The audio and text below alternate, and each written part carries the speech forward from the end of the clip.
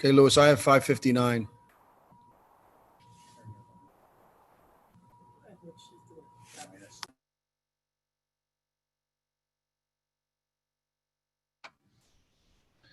Mayor, the only one who's not on is Councilman Jim Ettinger.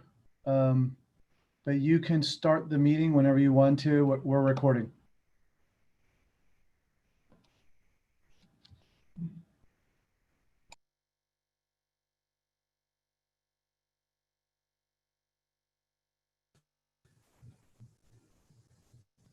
You're muted, Sal.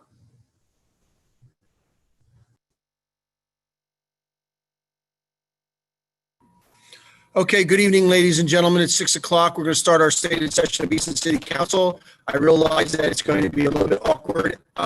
Using Zoom has been much easier than using our own system. So we're using Zoom this evening so we can get maximum participation. On the panel tonight, I have my fellow colleagues on City Council, as well as our solicitors, City Clerk, and Stephen Narowski, our zoning administrator. So with that, I'm going to call myself to do the invocation, followed by the pledge of the flag. You just do the first thing. In your wisdom, you create all people in your image, without exception.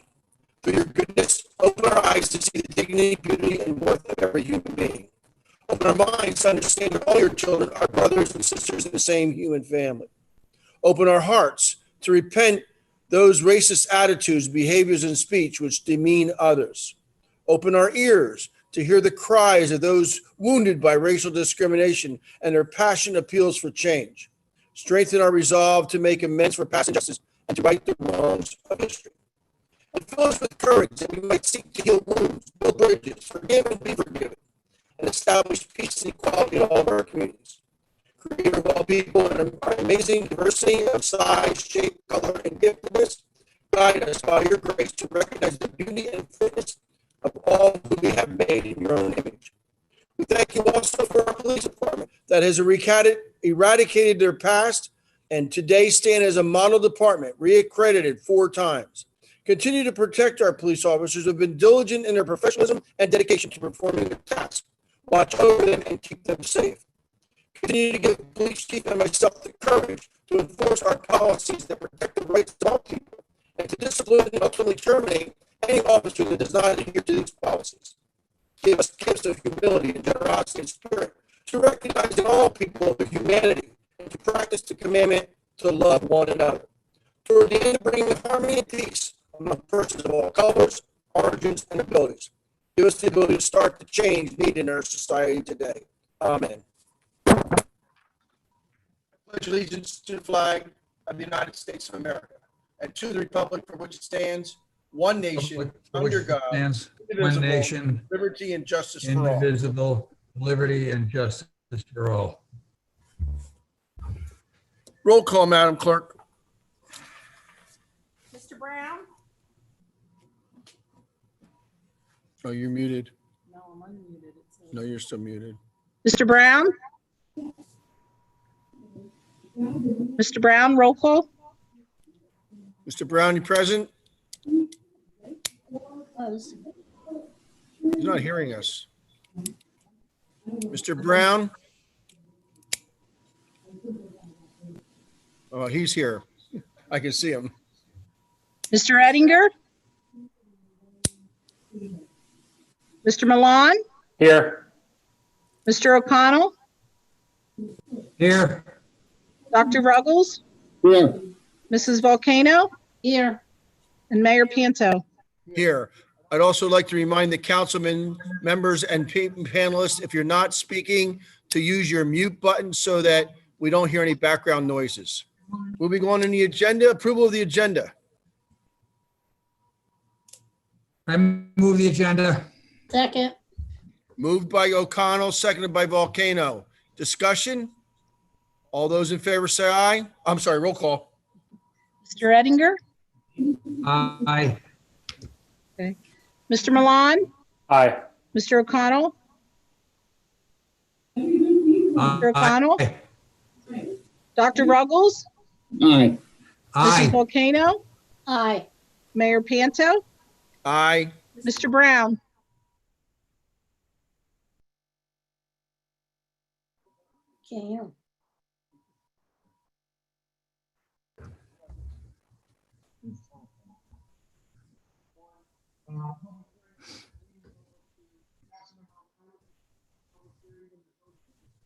You're muted, Sal.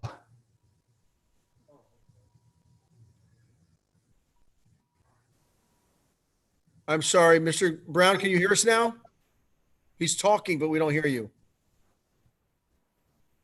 can't hear him. Louis, you want to give him a call? It has me on Oh. the system with the music in the background. Okay, there we go. Thank you, Mr. Brown. He's having So- some audio, Mayor, he's having some audio issues, so we'll try to get him back on as soon as possible. Okay, as long as we can see him, we know. Mr. Brown, when you want to vote yay or nay, just put your thumb up or down. Okay, public hearing on a zoning ordinance. Mr. O'Connell. Yes. I'm just going to open the public hearing now on the zoning ordinances, and I'll ask council if they have any comments first, and then I'll open it up to the general public. Any comments?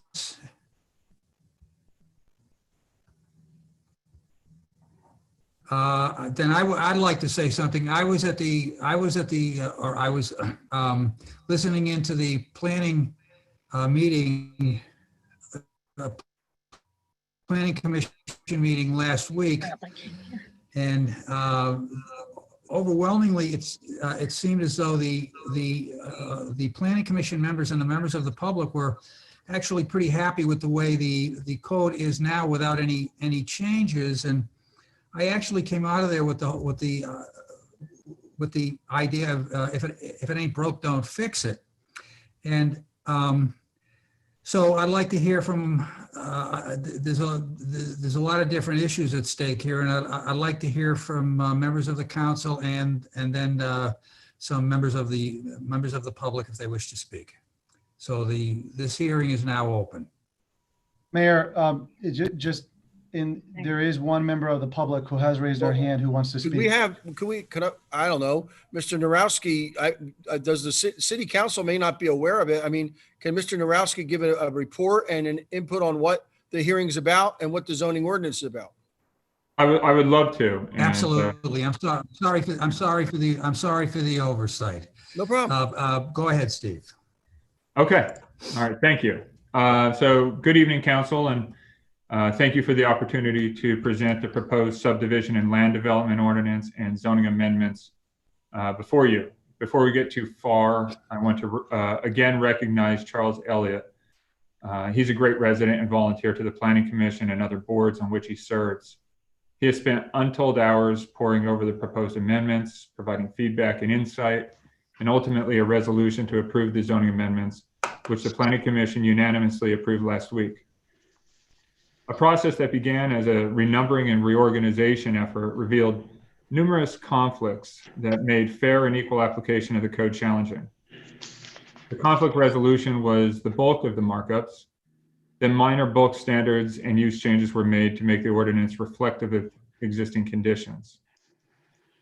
With much less fanfare and a Planning Commission vote without conditions, the subdivision and land development ordinance, also known as SALDO, are before you, as well as the zoning amendments. The SALDO amendments remove duplicative language, clarify what an alley is, refine language to require the city forester and city engineer to approve various aspects of required landscaping. The largest change in the ordinance was moving the provisions for mobile home parks and temporary housing into the appropriate location in the zoning code. The pertinent language for the SALDO in that section was renamed to manufactured homes and temporary housing. The revised name was to appropriately name the type of home that it is regulating. At this point, I think it's important to remind everyone that Carl Mangus, who is currently furloughed, but has served the planning department for over 12 years with a master's degree in urban and regional planning, was part of this process. His education and background and experience in the city it was instrumental in the development of the Comprehensive Plan 2035. With that, it is also important to note that the Municipalities Planning Code section 303C states, notwithstanding any other provision of this act, no action by the governing body of a municipality shall be invalid, nor shall the same be subject to challenge or appeal on the basis that such action is inconsistent with or fails to comply with the provisions of a comprehensive plan. Essentially, although we have a comprehensive plan, there is no requirement for the zoning code to match or comply with it. Further, section 603.1 of the MPC states, in interpreting the language of the zoning ordinances to determine the extent of the restriction upon the use of the property, the language shall be interpreted where doubt exists as to the intended meaning of the language written and enacted by the governing body in favor of the property owner and against any implied extension of the restriction. So, what that essentially does is creates a situation where if there's ambiguity, as is in our current ordinance, it automatically favors the applicant, and undesirable projects could gain approval in the face of good intentions. Which, as we found those conflicts, it was critical in our opinion and our work to start to remove those conflicts and ambiguities. This work began in 2018. And in January 2019, we began the conversation with the Planning Commission, providing regular updates throughout the process. In August of 2019, the first draft was circulated amongst the city solicitors, zoning hearing board solicitor, and the chairperson of the Planning Commission. In November, the proposed amendments were distributed publicly, and there were 3 subsequent public meetings to discuss the proposal with the public and receive input. On November 18th, the Easton Conservation District Committee sent an email indicating that there were provisions for unenclosed porches and fences and walls the committee would consider for endorsement. We, as the planning staff, saw that as a favorable movement towards the work we were doing. So with that, and those quotes from the MPC, it should be noted that the comprehensive plan contemplates the Black Diamond site in the Southside zoning district. This is important to remember when considering the zoning amendments. This is a project that was contemplated by the comprehensive plan, and it needed 7 variances. So because of that, I want to go over the standard for a variance under the Municipalities Planning Code. And I do want to make a note, when I say MPC, that is to indicate the Municipalities Planning Code. So the zoning hearing board may grant a variance, provided that all of the following findings are made where relevant in a given case. And all of the findings are required. So 1, there are unique physical circumstances or conditions, including irregularity, narrowness, or shallowness of a lot size or shape, or exceptional topographical or other physical conditions peculiar to the particular property, and that the unnecessary hardship is due to such conditions and not the circumstances or conditions generally created by the provisions of the zoning ordinance in the neighborhood or district in which the property is located. 2, that because of such physical circumstances or conditions, there is no possibility that the property can be developed in strict conformity with the provisions of the zoning ordinance, and that the authorization of a variance is therefore necessary to enable the reasonable use of the property. That such unnecessary hardship has not been created by the appellant. That the variance, if allowed, will not alter the essential character of the neighborhood or district in which the property is located, nor substantially or permanently impair the appropriate use or development of adjacent property, nor be detrimental to the public welfare. And 5, that the variance, if authorized, will represent the minimum variance that will afford relief and will represent the least modification possible of the regulation in issue. Given the strict requirements of a variance and the burden it poses upon the applicant, there are very few circumstances when one should be granted or even legally granted. Because of this, the current code, which requires many applications to request a variance, and often they are granted, does not provide appropriate zoning regulations for the city. In addition to the favorable project that is the Black Diamond site, which is going to provide attainable housing to the south side with beautiful landscaping next to the brand new built Cheston Elementary, it should not have gained variances under the letter of the law. Additional projects that obtained variances include across the street from the Black Diamond site, 457 West Lincoln Street. It's an apartment structure that is, as the zoning ordinance wants, an adaptive reuse of a building. Then also across another street from the Black Diamond site, Cheston Elementary. It's a new school building that meets the needs of the growing community, which also needed variances without justification. 56 North 3rd Street. It was an empty lot, former site of the Boyd Theater. This lot is known as a missing tooth in one of our street corridors. It's a mixed-use building on a vacant lot is a desirable project for the downtown. And that is what was approved, but it required variances.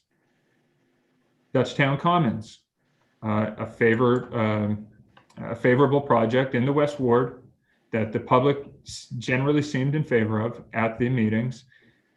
It's currently a vacant lot, but the project proposes a grocery store and apartments and structured parking.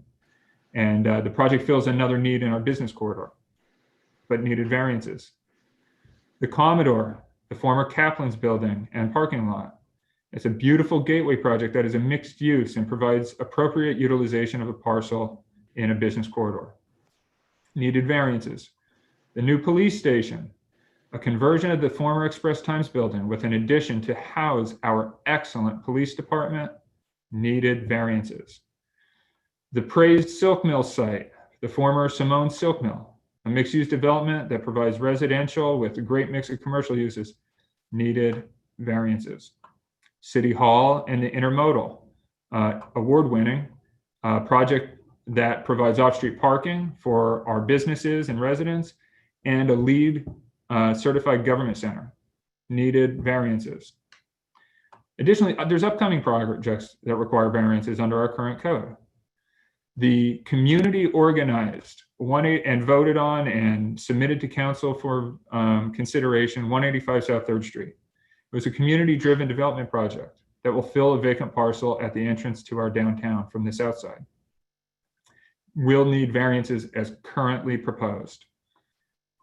4th Street parking garage. It's an off-street parking project to provide needed parking. It'll support the growth on the north side of Northampton Street and will help cover the parking burden that will be necessary as the aging Pine Street parking garage will need to be replaced with something. The parking garage is well beyond its lifespan, Pine Street that is, and this site will help cover that need and allow us to right-size the parking for the downtown with what we replace Pine Street with when that time comes. So what all this means is that any project that requires a variance, and there are some very, very good projects I just listed, does not meet the high, or do not meet the high threshold spelled out in the municipality's planning code and can be challenged. I ask our solicitors to correct me if I'm wrong, but a challenge can derail a project if the court determines that the applicant did not meet the threshold of a hardship. Simply speaking, if a variance is granted outside of those 5 criteria, they didn't meet all 5 areas, a few residents could chip in perhaps $20 a piece and file appeal with the county courthouse, whatever the filing fee is, and put a project on hold, and potentially that project may never happen, as a developer will look for other places to put favorable projects. Do you want an endorsement of that, Steve? I mean, If you would like to give one. That's an accurate description of what is required for a variance. A variance can only be obtained if there's an actual inability to develop the land in conformance with the zoning code, and is subject to challenge. Obviously, from what you've detailed, many cases get variances without meeting all the criteria, but they're very vulnerable to a challenge if anyone did file that appeal to common pleas court. I would suggest that you probably need more than $20 a person if you're going to hire an attorney. But I would say, and again, you don't need an attorney to file an appeal, if I understand it. No, you don't. And actually, well, it's just a notice of appeal to get it going. Right. Okay, thank you very much for that. So it's not just the zoning hearing board that is metaphorically screaming that the zoning code is woefully insufficient for the development in the city by granting variances without clearing the threshold. The Planning Commission has granted just this year on the south side a special exception for a multifamily structure that is 3 stories tall. The zoning code limits multifamily dwellings to 2 stories as it is currently written. If you drive around the city, there are many 3-story buildings scattered throughout every neighborhood. It's part of our architecture. And for a structure to have 3 to 5 dwellings, a 3-story structure is an appropriate height. Unfortunately, the current code limits these buildings to 2 stories and is not representative of the building's design of our city. Also in the West Ward, a lot consolidation on North 13th Street created a 15,108 square foot parcel. One standard in the current zoning code provides that new lot sizes shall generally emulate existing lot sizes in each character zone and zoning district to maintain consistency of neighborhood structure. This lot is among a neighborhood of lots that surround it with sizes, and I'll go through them largest to smallest, 6,020 square feet, 4,900 square feet, 4,410 square feet, 3,996 square feet, and 1,680 square feet. 15,108 square feet is significantly larger than those 5 adjoining parcels in that neighborhood in the West Ward. So again, not generally emulating existing lots as far as those numbers are concerned. The aforementioned projects and subsequent approvals clearly indicate that the current zoning code is in dire need of an update. So before we get into the details of the proposed zoning amendments and the resolution unanimously approved by the Planning Commission, I want to note that the current document that is before council and was placed on our website after the Planning Commission meeting represents the version that incorporates the conditions of the Planning Commission resolution. I'm going to go over each of those conditions in order and identify where these conditions are met in the proposed ordinance before you. The first, new provision, district design standards. The recommended words, and I quote, "and shall provide for," have been added to the text in 595-11D. The second condition, impervious surface ratio in the river corridor and other green area zoning district. So there was some back and forth on this section, and I want to go over that and what has been is before you. The resolution identifies an increase of maximum permitted impervious surface from 15% to 40%. So when we put 40% as the maximum in the original proposal, it was important to note that the existing zoning code currently has 3 different standards in 4 different sections for this singular developmental standard. Currently in 595-87B1, the maximum impervious surface ratio in the river corridor district by right shall be 15%. In section 595-92F1, for special exceptions in the river corridor district, the maximum impervious surface ratio shall be 30%. I always found it interesting that special exceptions were allowed to have a higher impervious surface than development by right. Then in the context sensitive design standards section of the current ordinance in 595-223B4, the maximum lot and building coverage for the river corridor district shall be 40%. And then at the end of the zoning code are attachments, and attachment 7, which is the dimensional criteria table for the RC district. the table provides for 40% maximum impervious coverage. The proposal before you sets the limit to 30%, which is what is permitted for special exception currently, and adds the recommended language from the resolution to justify any increase by evidence provided by a design professional that the modifications will not adversely impact infrastructure and water quality, and that the riparian buffer requirements will adequately protect stream quality. Then the next one for the institutional 1 district regarding the impervious surface ratio. The institutional 1 district, or INS1 as it's commonly referred, is the college campus. So it's important to note that the driving force behind increasing the impervious coverage on the college campus was so that Lafayette can increase development on site to meet their needs without expanding into the College Hill neighborhood. The original proposal suggested increasing the maximum impervious coverage from 50% to 65%.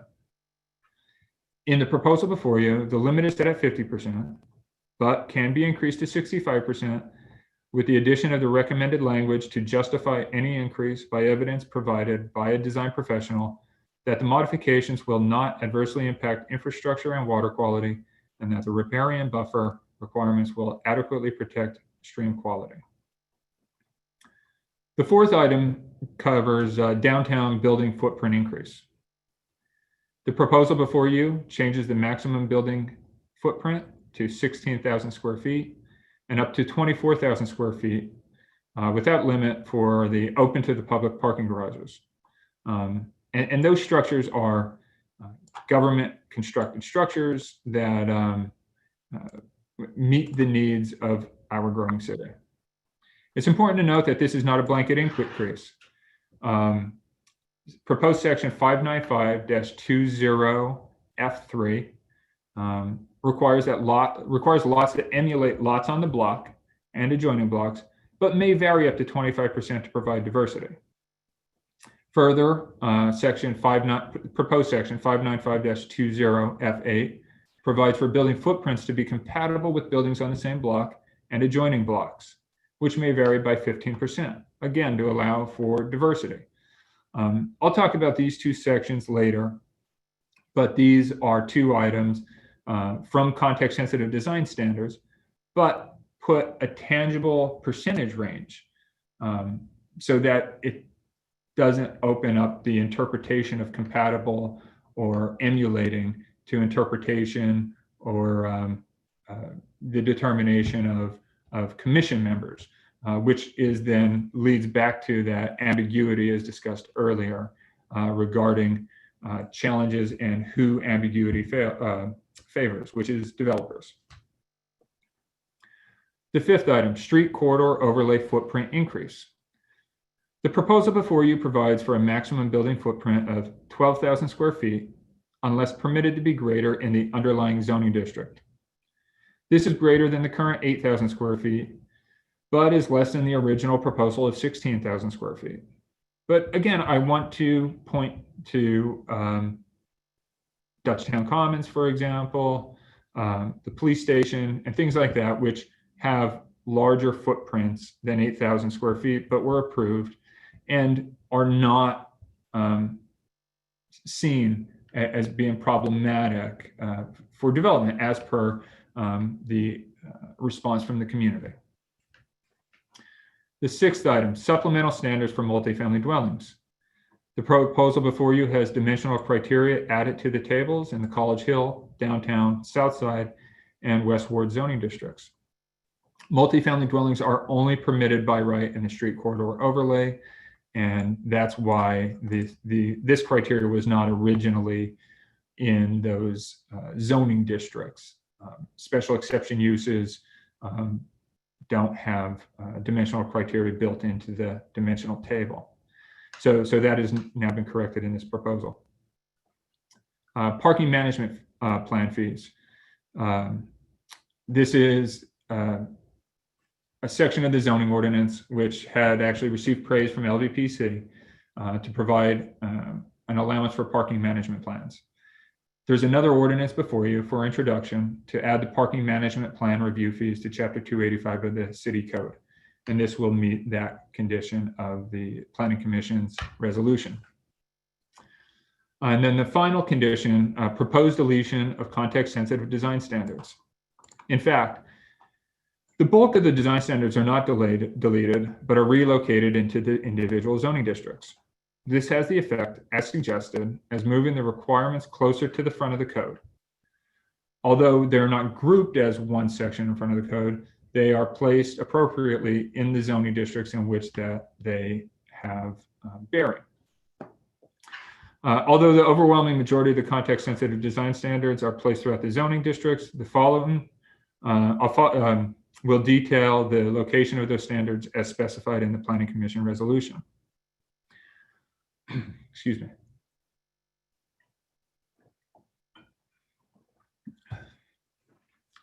So each item raised in the footnotes of the resolution provided legislative intent.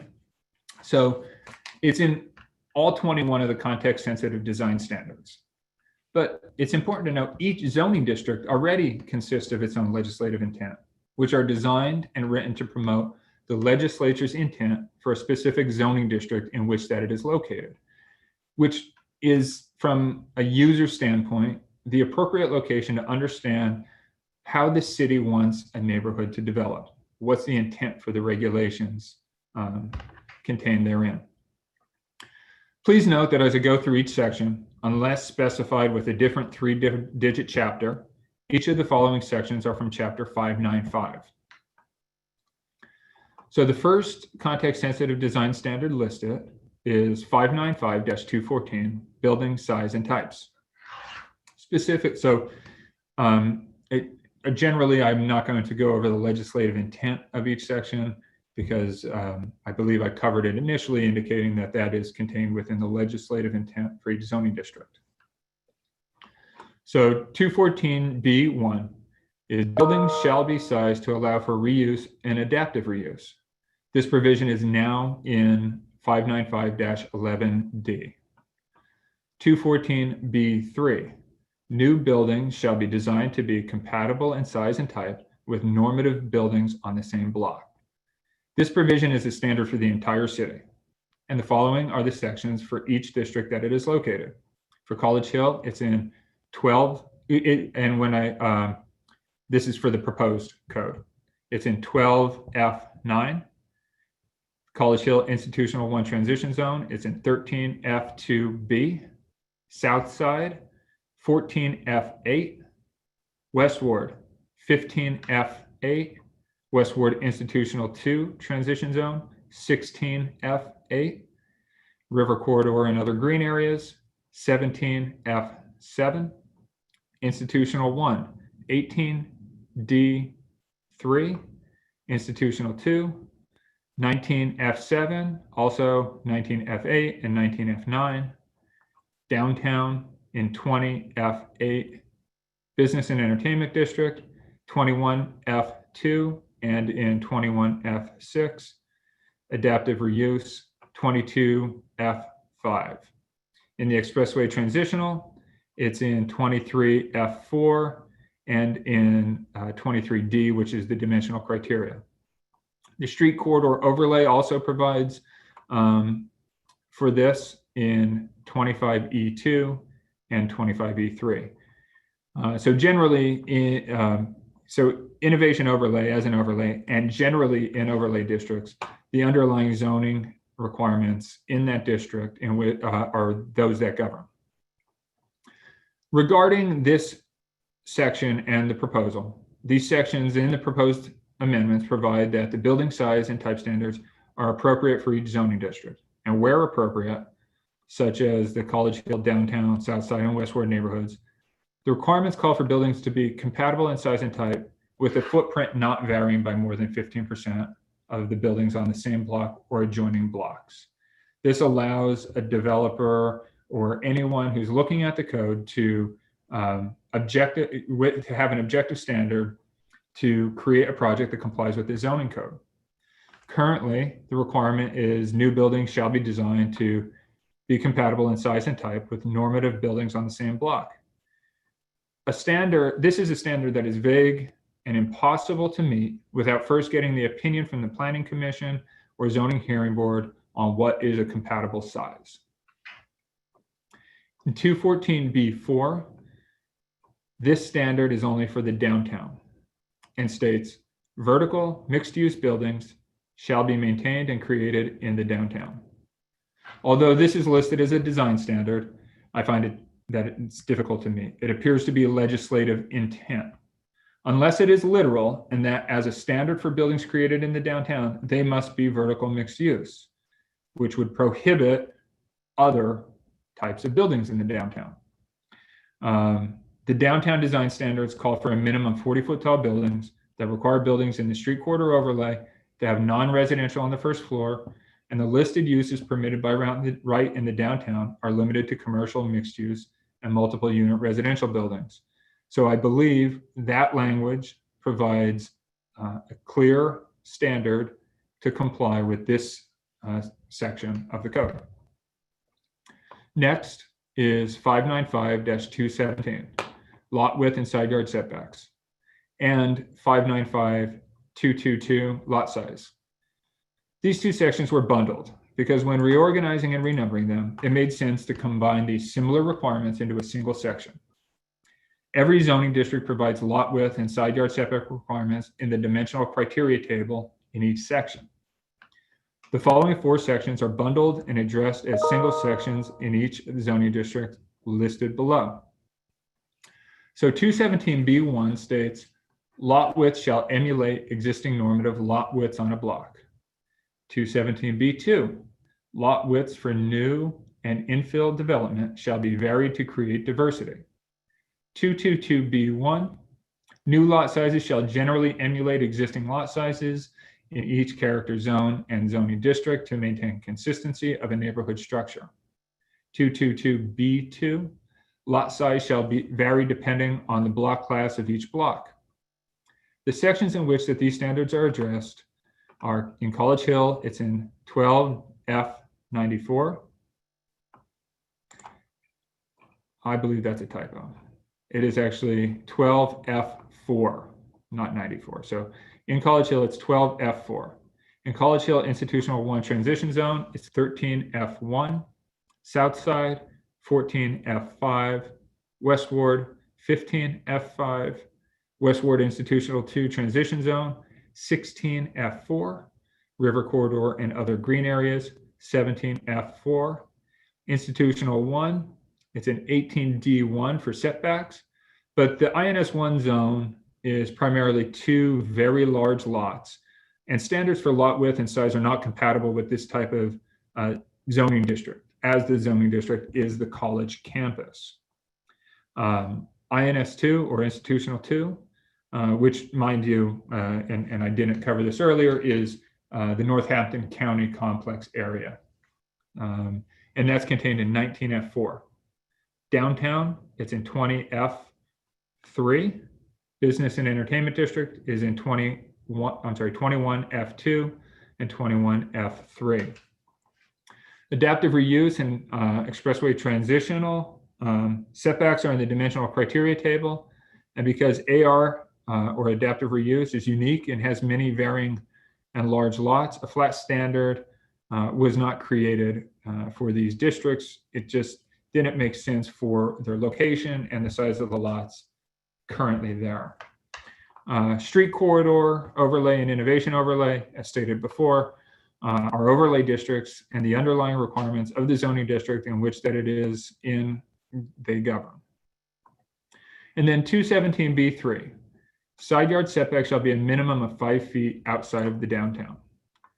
So each zoning district already has a dimensional criteria table which covers this, and a strict reading of this requirement conflicts with the existing dimensional criteria in the other zoning districts. As a shall requirement, side yard setback shall be a minimum of 5 feet outside of the downtown would mean that attached 2-family dwellings and attached single-family dwellings or any attached building could never comply, because an attachment means you have a 0-foot side yard setback. And since this is a shall statement without an exception, all of those buildings do not comply. The next standard, 595-218-1, sidewalks and crosswalks shall be continuous and form an integrated network. I want to note that 520-26, which is in the saldo, requires that blocks continue the existing block structure, maintaining sidewalks in an integrated network. The proposed zoning amendments provide these requirements and are located as follows. In College Hill, it's in 12F1B and in 12F2. College Hill Institutional 1 transition, it's in 13F2E. Southside, 14F1B and F2. West Ward, 13F1B and F2. West Ward Institutional 2 transition zone, 16F1B and F2.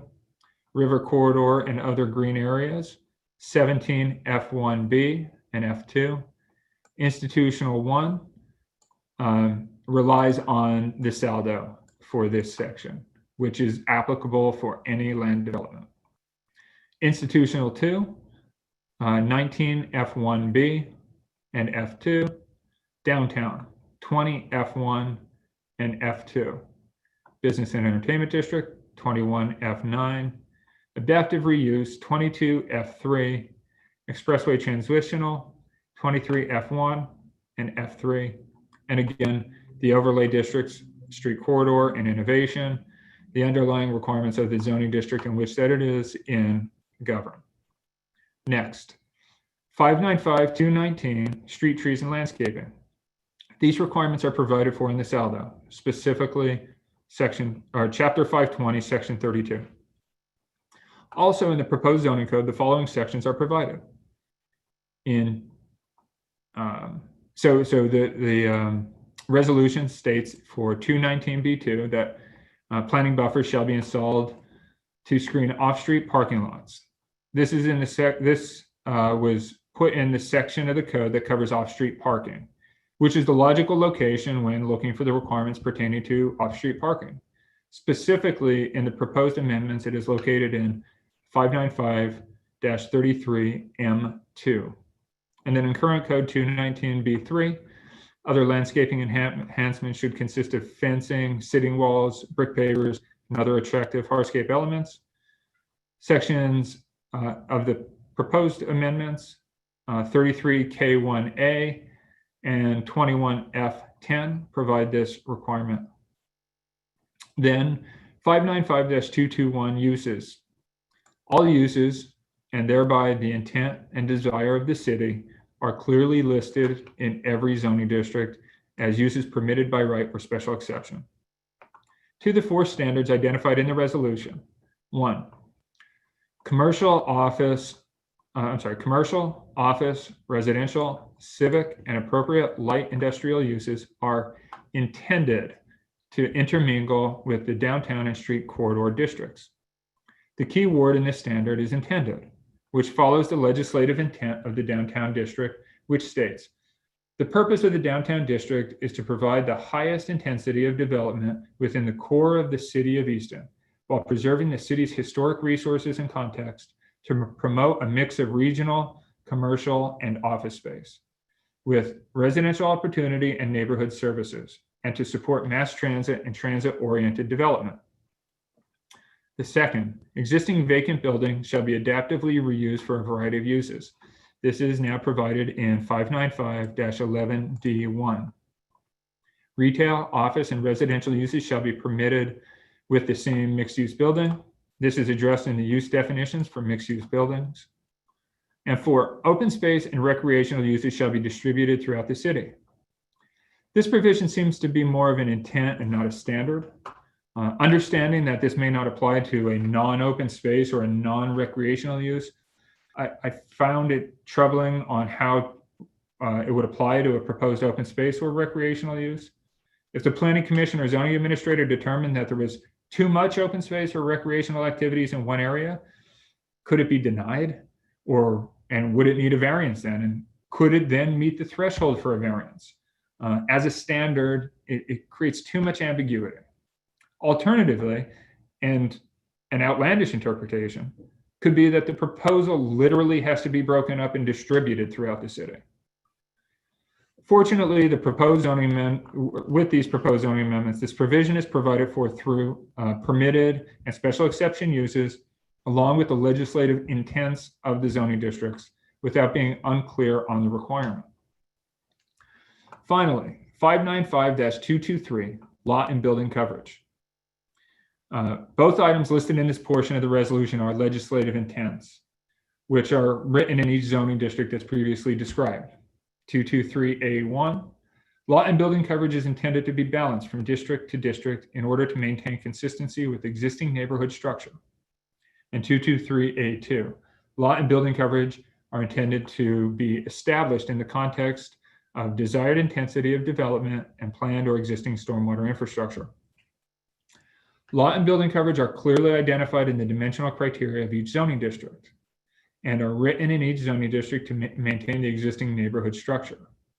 Further, the objective standards provided create a frame for compliance in lot size, which has a direct correlation to the lot or building coverage throughout the maximum percentages listed. Finally, 595-11D provides a requirement for development to match existing infrastructure capacity.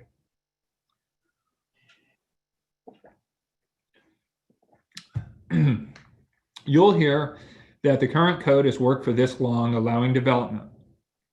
But that is in spite of the code and not because of it. The fact that development happened is only because variances and approvals were given outside the specifications of the code and in the face of the municipality's planning code. After all, Planning Series number 7, titled Special Exceptions, Conditional Uses and Variants, a document issued by the Pennsylvania Governor's Center for Local Government Services, states, it is appropriate for a zoning hearing board to grant a variance to remedy a hardship which is unique to a particular property. As an example, if a lot is too small to be used as zone, then a variance may be granted to permit a reasonable use of the property without need to rezone the land. On the other hand, it is not appropriate for a zoning hearing board to grant a variance without finding a hardship meeting the criteria of the MPC or the courts. If a board, without the presence of a hardship, grants a variance to allow a use not permitted for the property by the zoning ordinance, or to allow a building according to dimensions different than those required in the zoning ordinance, it is effectively changing the zoning ordinance. Only the governing body, not the zoning hearing board, has the authority to change or amend the zoning ordinance. Where there is a significant request for a variance or repeated request for similar variances, it may be indicative of a need for amendment of the zoning ordinance to accommodate such uses or development opportunities without variances. The zoning hearing board should monitor variance applications and report to municipal planning agency and governing body any need to consider the amendments. As we've gone through this, again, there has been numerous variances for numerous projects, most projects favorable to the community, and received variances. The document from which this statement was quoted is one of a series of 10 planning publications produced by the center as a means to educate both professionals and non-professionals on the ways that planning and land use management are achieved within the Commonwealth. They were first developed to provide an overall planning viewpoint, offer up-to-date best practices, and reflect the latest changes of Pennsylvania planning code or law. So the state who wrote and adopted the MPC provided documents, or at least funded documents, that tell us that our zoning code, because of the variances that we grant, and then many variances that are requested, is in need of amendment. In addition to the work put in to make context-sensitive design standards sensitive to the context of the neighborhood in which the standards are meant to create design, there are many other excellent components up to this proposal. The Lehigh Valley Planning Commissioner Executive Director Becky Bradley was quoted in February 1, 2020 article on LehighValleyLive.com as stating, "I'm actually really glad they're trying to keep the ordinance modern and that they're starting to think through what changes they need to make and keep the city in good stead in terms of good management." Additionally, the LVPC made the following comments in the review letter dated January 28, 2020. The LVPC commends the city for efforts to consolidate based on subject matter by removing duplicate instances of standards located in various sections. Relocation of steep slope standards from a zoning overlay district to a standard development provision is strongly supported by the LVPS. This relocation allows the steep slope provisions to be applied regardless of zoning district and promotes sustainable stewardship of natural lands. The LVPC commends consolidation of two separate parts, both related to Expressway Transitional District.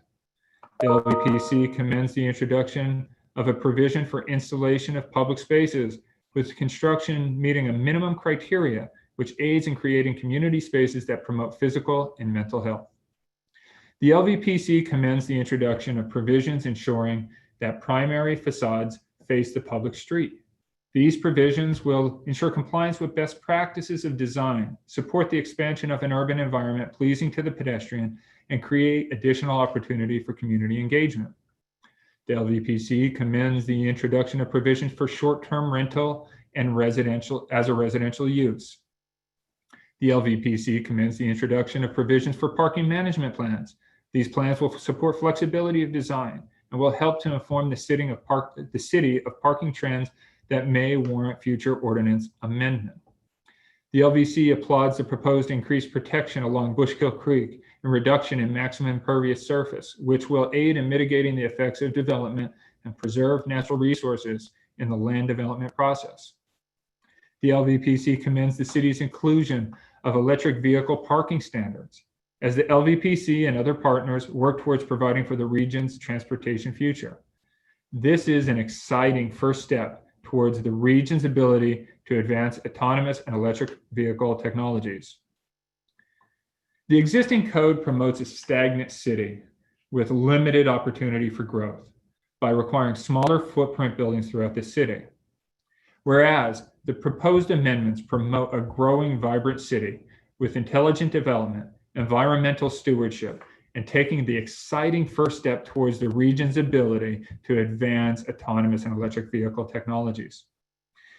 In conclusion, the revisions provide, as stated by the LVPC, tangible improvements to clarity, formatting, and ease of use. This was our goal, to provide a better document that is easy to use and understand for both practitioners, developers, planners, homeowners, legislators, and anyone who picks the document up. I asked council to contact me over the next 2 weeks to just further discuss any of the points in the proposed amendments. Thank you.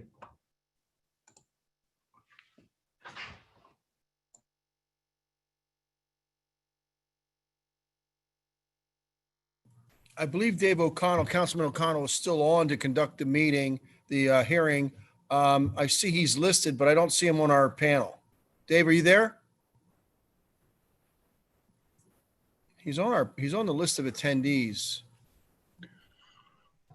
Okay, Councilman O'Connell, you're not there, or we can't hear you. So, Louis, let's open up the floor to public comment. Or let me go to the city council members first. Any city council member like to make any comments?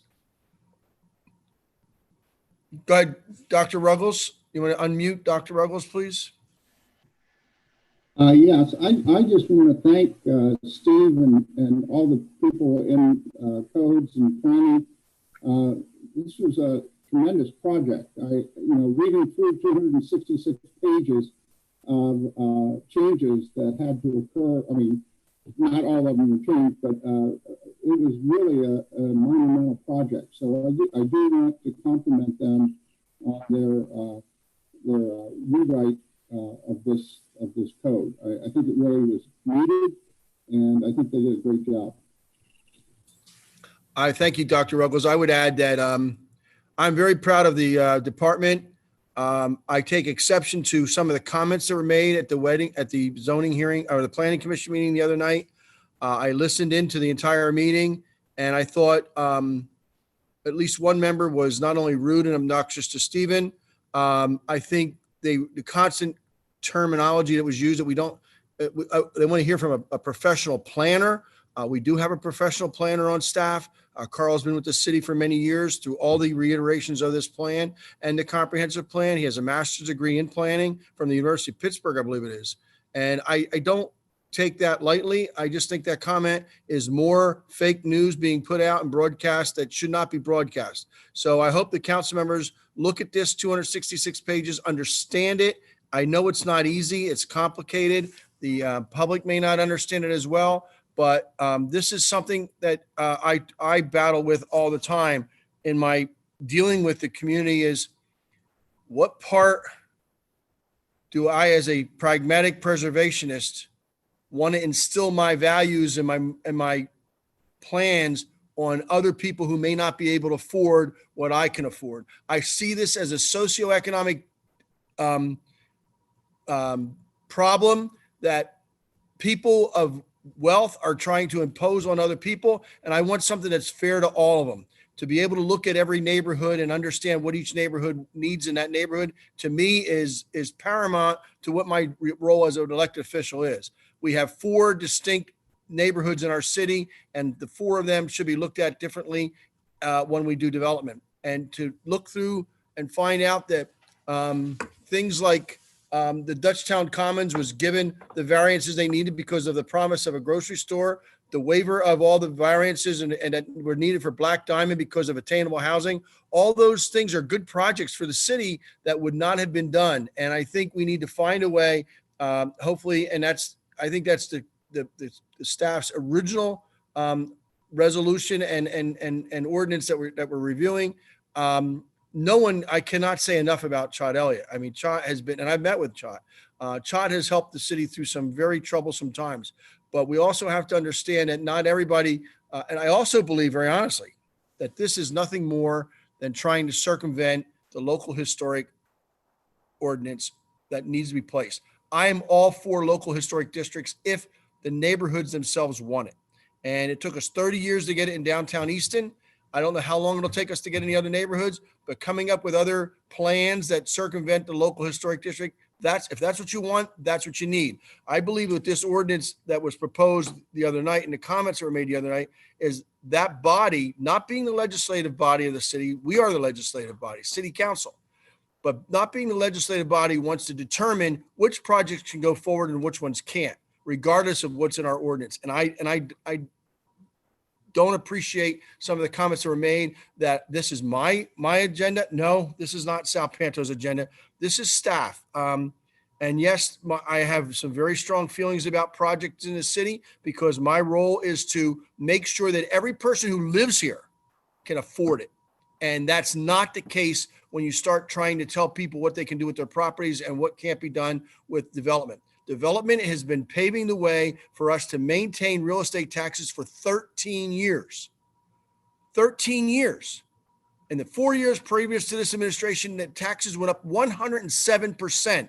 You want to know why developers didn't come to town? You want to know why people boycotted buying a house in Easton? Because they didn't know what the future was financially.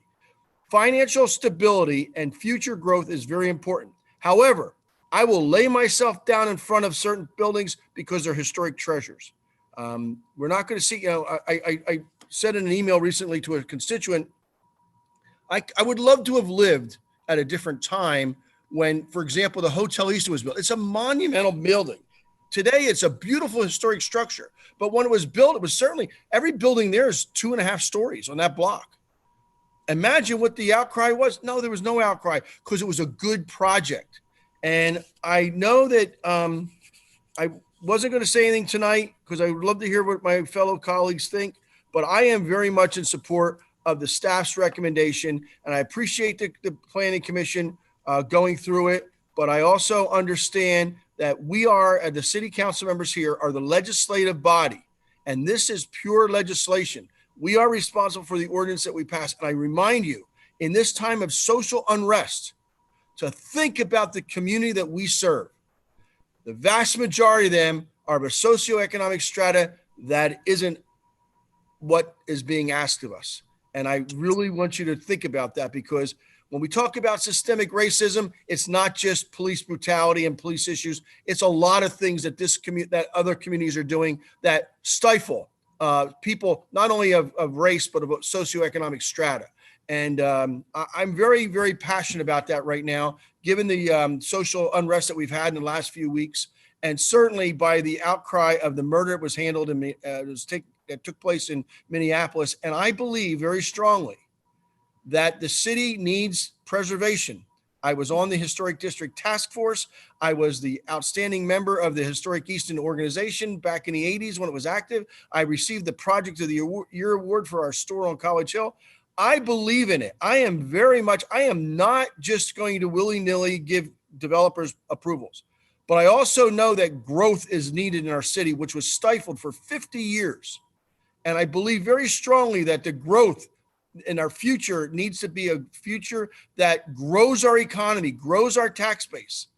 Our city was ripped apart, and many people who are opposed to this ordinance weren't here when I was here, a young adult going through college and my early school teaching years, when this city was ripped its heart right out of it. Not just downtown. We always hear about downtown. What about Canal Street or Stewart Street, where my mother grew up, Nesquehoning Street, Wilkes-Barre Street? All those places were just ripped apart. And they were, where were they? Were they upper class people? No, they were low class people who were hardworking, middle class, socioeconomically deprived of some things, but certainly had a lot of pride in their home, and we tore it down. So I'm very cognizant of making sure that this city is a city for all people, not just a city for a few. And I want to make sure that whatever the ordinance is, I agree with many things that the public has come up against. I'm not afraid to change my mind. I did so on the Da Vinci site. We sat here and listened to the public outcries for 2 years, and internally we kept saying, "Yeah, they're right. What are we going to do? This is not a good deal for Easton. This is not a good deal for us." Now we get a deal that's going to give $70 million worth of development, provide jobs for our people, and maybe bring in as much as $700,000 to $100,000 to $1 million a year in revenue that this city sorely needs. And we're going to pass an ordinance that doesn't allow unless of course the planning commission determines it's okay, and the zoning board doesn't allow that project to move forward when this city council, the legislative body, has already determined that a preferred developer has been chosen based on a 18-person community active group that was very different from all walks of life, all age groups, all racial integrities, all ethnic groups. They came up with that idea and they proposed it, and city council endorsed it. Now you're going to let that project die because it doesn't meet the zoning ordinance. I believe very strongly, and I've come out, I came out against the Benner project on Ferry Street. I believe very strongly that I will support those things that the public feels is important. People walk around with pride in their city now because they look at the projects that are going on. It's not just Allentown and Bethlehem. What about Bethlehem? What do you think happened when One Bethlehem Plaza was built? It's a huge brick monstrosity in the middle of their historic district, but it was needed to draw people in for workers for office buildings. What about the Melt or some of the other projects? What about our Harlan House and Walter House? My gosh, they were built in the 60s and the city raved about them. Today, they're just there. They're 10 and 12 stories high. I just believe very strongly that this staff, without my interference or any other member of the council, came up with something that they think is good based on what's happening in our community today. Can it be changed in 10 years? Can it be changed in 5 years? Of course it can. My gosh, we have a pandemic that goes on for another 5 years. We're going to be out of it. This ordinance doesn't do us any good. We have a pandemic right now that, in this week alone, not only do we have pandemic and racial unrest, but we had a hazmat situation that may cost the city $250,000. These things happen in cities, and yet we are being asked to pass something that I'm just not sure it's going to be right for the city. I agree with a lot of the things that were said, and I agree with a lot of things that were done. But what I see is the various boards making decisions on what is yay or nay for the city, and the legislative intent comes from city council, not from the boards and commissions. They carry out those ordinances, and we are very fortunate. And I brag about our planning commission. I brag about it a lot because I think they're hardworking individuals, and our zoning board and our other boards and commissions. But we are ultimately responsible. So I asked the city council members to really get involved. Councilman O'Connell said to me, and he's here, I apologize for not supporting you on the college thing. That doesn't matter to me. I didn't lobby any council members. And I respect everyone's vote. What I do want you to do is understand that during this time, when we start talking about the values that we have and the morals that we want to govern with, let's make sure that the entire city is heard and not just a small portion of it. Because what I see and what I hear out in the community is not the same as what I'm hearing from a small group of people. And Mayor, yes, go ahead, Solicitor. Mayor, I just want to make sure, because I believe that, and Stephen can correct me, that what's being introduced tonight is not what was before the Planning Commission, but the resolution which adopted a lot of the LVPC comments. Much of that has been incorporated into what is now being introduced. So I just wanted to be clear that it isn't as if in Steve's latest draft that the Planning Commission has not been ignored. Some of it was taken into incorporated, some was not, so that the draft is inclusive of everything that the LVPC may have said, what was originally introduced. I just want to be clear that this particular ordinance proposal is not what was looked at. The modifications, however, and again, Stephen, I rely on you and tell me this because you're a scrivener of this, that the modifications were a matter of adopting and incorporating a fair amount of what was recommended by the Planning Commission. Yeah, so Good, Steve. I just want to say thank you very much for. Joel, this is Scott's resolution, right? Hold on a second. Let me get control of the meeting. I'm sorry. Councilman Go Brown ahead. was talking first before Stephen. Like Councilman Brown, Sure. then Councilman O'Connell, and then Stephen. All right, thank you, Mayor. Steve, I just want to commend you on your hard work and your staff. I know it took a lot of hours to be able to come up with that. And reading through the documents, I was very impressed on how you was able to distinguish each neighborhood and keep the integrity of the neighborhoods. Going forward, of course, the mayor's right. 5 years down the road, there might be a change. But for right now, this is what's working for our city. And we need to be cognizant of what we hear in the community. Yes, we hear from some that don't like it, but you're always going to have that. I think what we have to do as a council is primarily just think about what we're doing and see what's best for the entire city and not just a few. Councilman O'Connell. Councilman O'Connell. Yeah, I just wanted to make sure that I'm asking Joel. I wanted to make sure we're talking about Chot's resolution. Yes, and again, I want Steve to confirm this, but my understanding is that the resolution which the Planning Commission adopted, which was what Chad Elliott had authored, was considered so that the ordinance that the Planning Commission looked at is different from the ordinance that is being introduced tonight, to the degree that some of the recommendations were adopted and incorporated into this draft. So, yeah, and I could go back over each of the points again if you like, but I addressed every section listed in the resolution as spelled out in the resolution. I went item by item in that presentation. Although the exact language from context-sensitive design was not transposed to the districts, it was moved there with objective regulations that don't leave ambiguity, so that appeals don't fall to the appellant automatically because of the unclear language in the ordinance. So it was all the items were hit.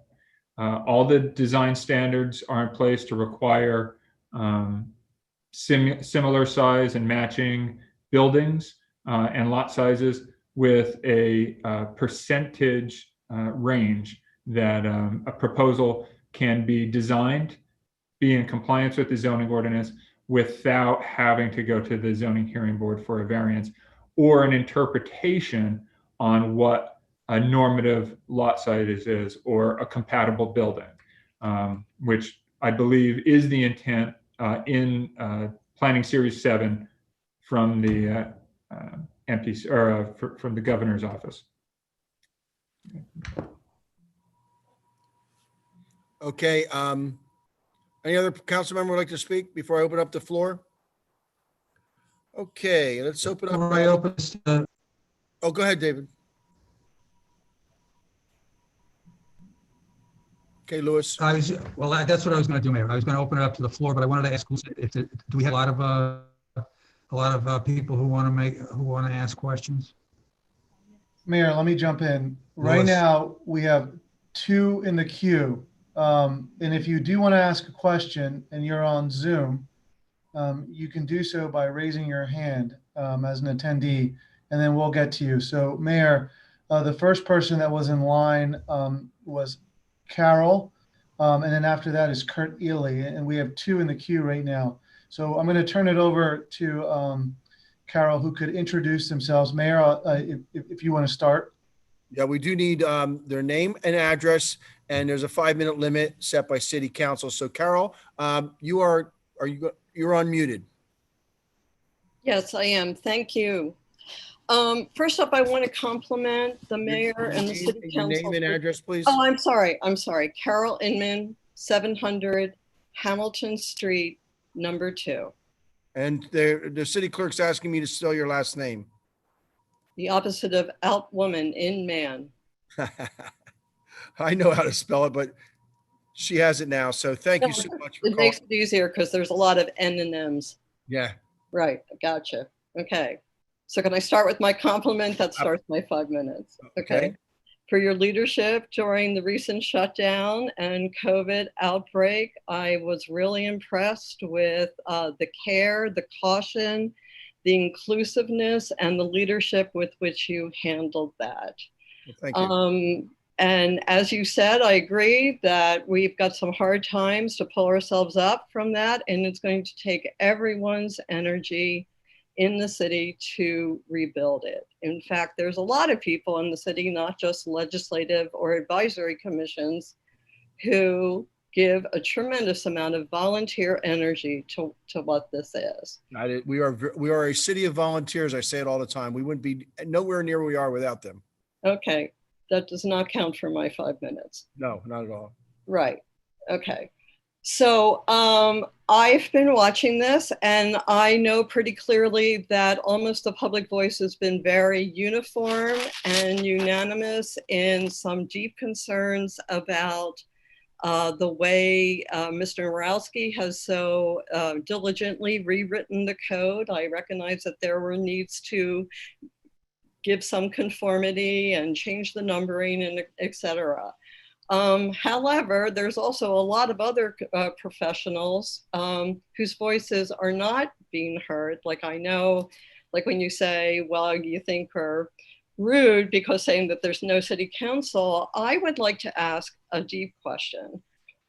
Since this is a dire need to redo our code, and so many of them speak to possible increases in the risk of flooding and stormwater management, what experts were consulted when you devised the increases in impervious surface, the increases in building, the placement of, building footprints, the placement of water warehouses by the waterfront? So I want to know, this is an area rich in hydrogeologists. So which one of them were consulted? Stephen, you want to answer Ms. Ingman? Sure. So the last point regarding the warehouses and along and in the river corridor, That provision has been taken out of the proposal, I believe in February. But that was a provision indicative of what's currently in our river corridor area. Understandably, the concern, so that provision was taken out. Now, regarding the question is, what experts did you consult? If you're, insulted because people said there's no city council, I would like to say that this is a city with a tremendous cyclical history of flooding. Flooding is the most frequent, the most deadly, and the most costly of all natural disasters. Mr. Borowski, when you did these, did you consult expert opinion on the impacts of increases in impervious surface upon the city's flooding risks and water management problems? So I do appreciate and understand the concern of flooding. I am a certified floodplain manager. Our city contracts with Pannoni Engineering, who I had sent provisions to for comment and input. But with that said, there is no proposed increase in impervious surface in the river corridor or other green areas. We've actually reduced and strengthened environmental requirements along the Bushkill in these proposed amendments, as was applauded by the LVPC. Okay. And also any increase in impervious surface requires submission by design professionals licensed for that work. So with two local colleges with outstanding hydrogeology departments, you did not reach out for independent expert opinion on this? I used professional engineers that the city has contracts with. That are being paid by the city. So I'm saying an independent, objective analysis. I don't challenge the integrity of our engineering firm. That's why the city has a contract with them. They are very reputable. Many offices have multiple, very intelligent, well-trained and educated professionals that provide excellent input. And I don't challenge their integrity. I truly believe that they provided honest feedback that is factual. And further, the actual requirements that's before council do not increase lot coverage over what's currently in the zoning code, unless there is evidence from professional engineers to show there's no impact on stormwater, the infrastructure could handle it, doesn't affect the waterways, protects the rip area and buffer, and so on. But if you're going to make them allowable by right? I am not. Okay. They're not allowed at all. That was taken out in February. All right.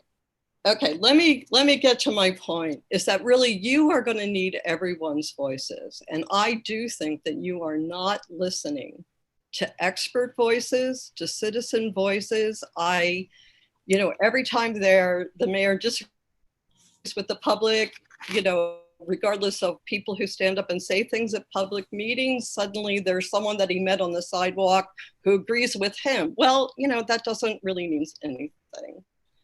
And if you want people to jump in with you and build a city together, right, you've got to make some compromises. I heard Mr. Mayor say last meeting that he wanted to move the zoning amendments along so that he could get started on the 4th Street garage. This does not seem inclusive to me. I see a lot of leeway, much more leeway than citizens are comfortable with given to developers. And I want to say that it is the residents of this, not the council, not the college, not the zoning board, who own the town. And it is our voice that should prevail if you want our involvement and energy in helping you to rebuild the city. Thank you for your time. Thank you, Carol. We certainly appreciate your call. And The only thing I will say is I think this administration and the previous administrations show very much their concern about the riverfront. We now control probably, let's see, well, both sides of the Lehigh, all of the Delaware, and a very large portion of the Bushkill Creek shorelines. We purchased them. They're our green space. The Carl Stoner Arch Trail was a great addition we did in 2009. That was $3.5 million. We just purchased across the creek. We purchased the brownfield known as Easton Iron and Metal. I believe that we've done everything that we needed to do. As far as the environment, we have we evaluated our carbon footprint last year. We're making goals for 2035 and 2050 to reduce our emissions. I served on the National League of Cities as the chairman of the environmental committee. So believe me, I mean, we're not looking at anything. About 10 years ago, we had a chemical company come in and just completely destroy our riparian buffer on the Delaware. We now have city council ordinance that doesn't allow any chemicals to be used along our riverfronts. All the way back to Larry Holmes, when he built his buildings in the 80s, he had to build them above the floodplain, just like we did with the south end of City Hall. So, I mean, as far as that, we do have excellent consultants we use, not only engineering firms, but Nurture Nature is overseeing our climate change plan and trying to get that together. I think we're very progressive when it comes to the environment. We were the first city in the Lehigh Valley to have electric charging stations in our parking garages. We were the first city in the Lehigh Valley to have curbside mandatory recycling back in the 80s. We were the first city in the Lehigh Valley to have car share program in the downtown and on the college campus. So I agree with you. And hopefully by next summer, we'll have a bike share program, which we couldn't get together this year because of the pandemic. But actually, your comment speaks directly to my point. You are really listening to consultants that you yourself have paid, which are not objective and not believable by the general public who opposes many of these changes to our zoning that was carefully constructed by both citizens and representatives in the past. So what's happening now is that voice is being bypassed, right, by some tone deaf commentary. It's like, when you reference the more tense points of the Planning Commission meeting, I would say that what you're seeing there is frustration on the fact that they have made the same recommendation over and over and over again, and they seem not to be heard. So that's where I think professionalism comes into call, that as our elected representatives and people who are legislative bodies, that it behooves you to compromise and listen to the public, right? Not just to your own paid consultants.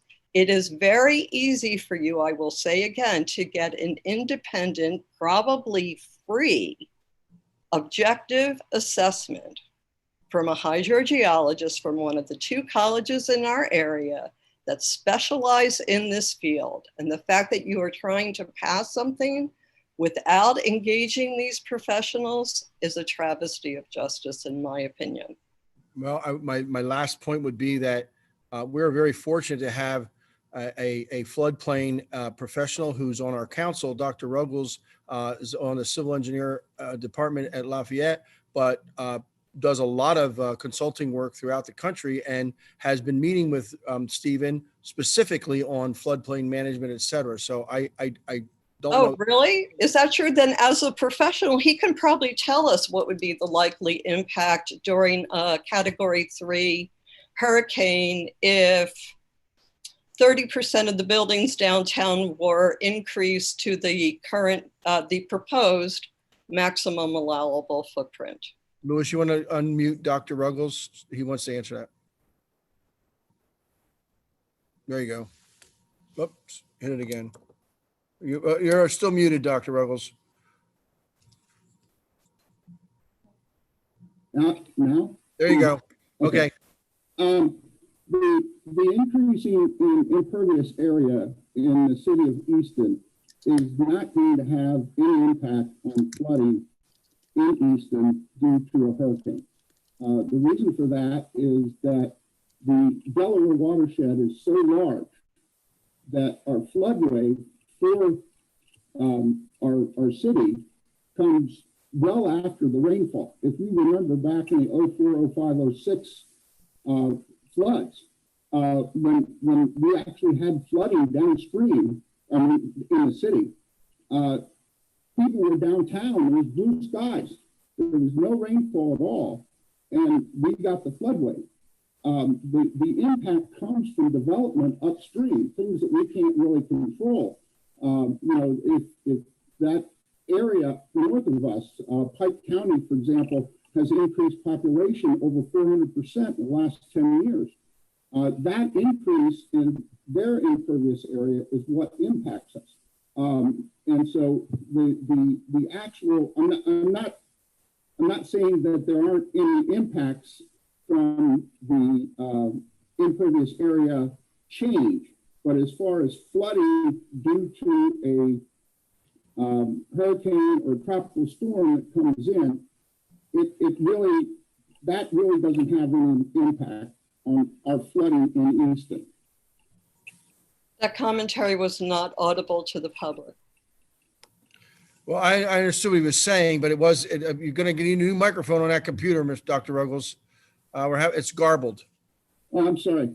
Okay. So did he consult with an independent expert in this area?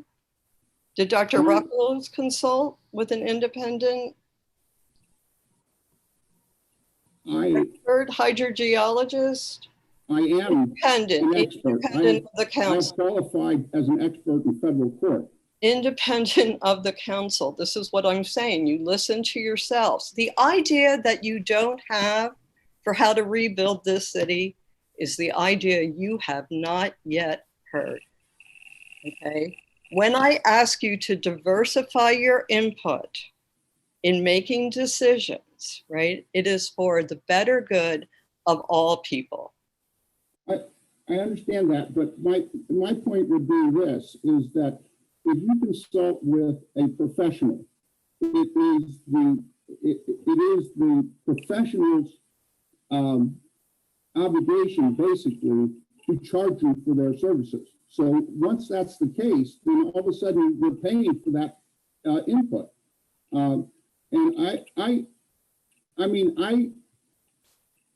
Engineers have a code that they go by, and that code is to hold paramount. The very first article in that code is to hold paramount the safety of the public.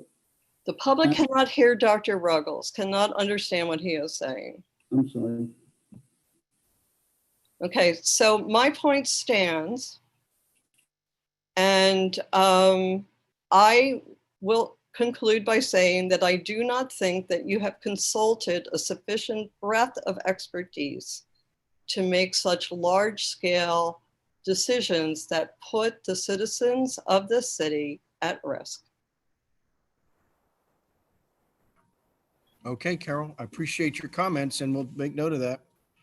Mr. Campos, who's next? Is it Kurt Ely? Yes, Mayor. You have Kurt Ely, but then after Kurt, you have Mr. Felder and then Mr. Rush. Okay, you want to unmute Kurt? Will do. Name and address, Kurt Ely, how are you? Oh, you're still muted, I'm sorry.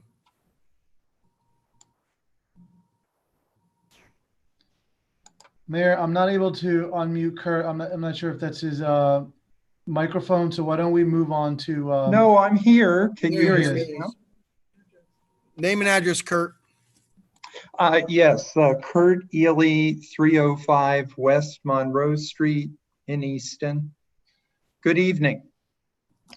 I got to tell you, this is a little awkward for me. I apologize. I do Zoom meetings a lot these days, but I'm finding it more difficult to speak in this situation than when I speak at City Council. So I'm not sure why, but I apologize. If I seem nervous, that's because I am. As I had in other prior meetings on this particular subject, I wanted to commend Mr. Narowski for all of the time and effort that he expended in this exercise. Those who know me pretty well know that I've put a fair amount of time over the years into our zoning code and into our comprehensive plan and other volunteer activities that are associated with economic development as well. These subjects are important to me, and I really do appreciate all of Mr. Narowski's efforts to organize our current zoning code so that it is easier to navigate. Having said that, though, it's always kind of striking to me when different people read documents but come away with a very, very different impression as to what is written.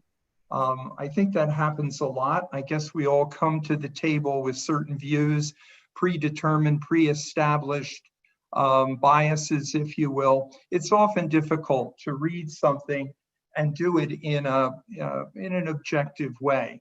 Objective is a word that came up a lot in Mr. Narowski's comments.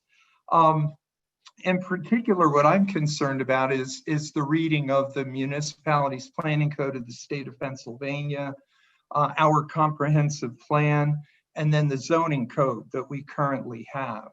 I've been a part of the process, as I said, over the years. I think I've got a pretty good understanding of what zoning is about and the role that the comprehensive plan plays for our city.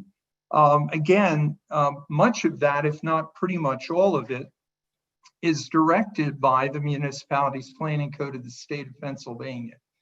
I wanted to just mention, in summary of the things that Mr. Narowski shared with us, that when it came to variances and the 5 points, it's either 5 or 6, I apologize, I can't remember which, but when he read those to us, and then he asked for Mr. Shearer's opinion as solicitor, one of the things that Mr. Shearer shared was that a variance should occur or can occur when those various points are met if there is an inability to develop the property within the code. I believe that's pretty much of a quote of what Mr. Shearer said. And all I'd like to do in regard to all of that prior discussion, in regard to Mr. Elliott's proposal for changes to our current zoning code, and all of the ways in which Mr. Narowski felt that what he had written satisfied those and other recommendations made by the Lehigh Valley Planning Commission. What I wanted to say is that every single one of the properties that he listed, every one of them without exception, including our fine police department location, could have been developed on those locations. Not necessarily the way that the owners wanted them developed, but could have been developed. The code is there to protect what we want as a community for development in our community. The code provides that outline. Every single one of those properties could have been developed without significant variances. And the fact that those variances were granted was because the zoning hearing board allowed them to be granted without any or very few of those specific 5 or 6 requirements being satisfied. In other words, unfortunately, the zoning hearing board granted variances that probably, I'm quite confidently, shouldn't have been granted. And that's a whole other problem. But to use that fact that this city zoning hearing board over the last few years especially has granted many, many variances, that fact is not substantiation for dramatic changes in what is actually a very, very fine zoning code. I'd also share with you that I totally understand why, Mr. Mayor, you really want to see our city developed. I understand, not nearly to the level that you do, of course, but I understand the enormous pressures that exist, especially now in this world that we're living in with so little money coming into the city because of our this coronavirus situation that we're dealing with, and so many people being out of work and businesses closed, and therefore the revenue of the city so dramatically being impacted. We need development. We've had development. We've had very good development. And we can continue to have excellent development in this city under our current code, using the direction of our comprehensive plan. And I would submit to you that the work that Mr. Elliott did, the enormous amount of work that he put forth, not being paid, not his job, doing it as a volunteer, as the chairperson for that incredibly important planning commission, the work that he did was excellent.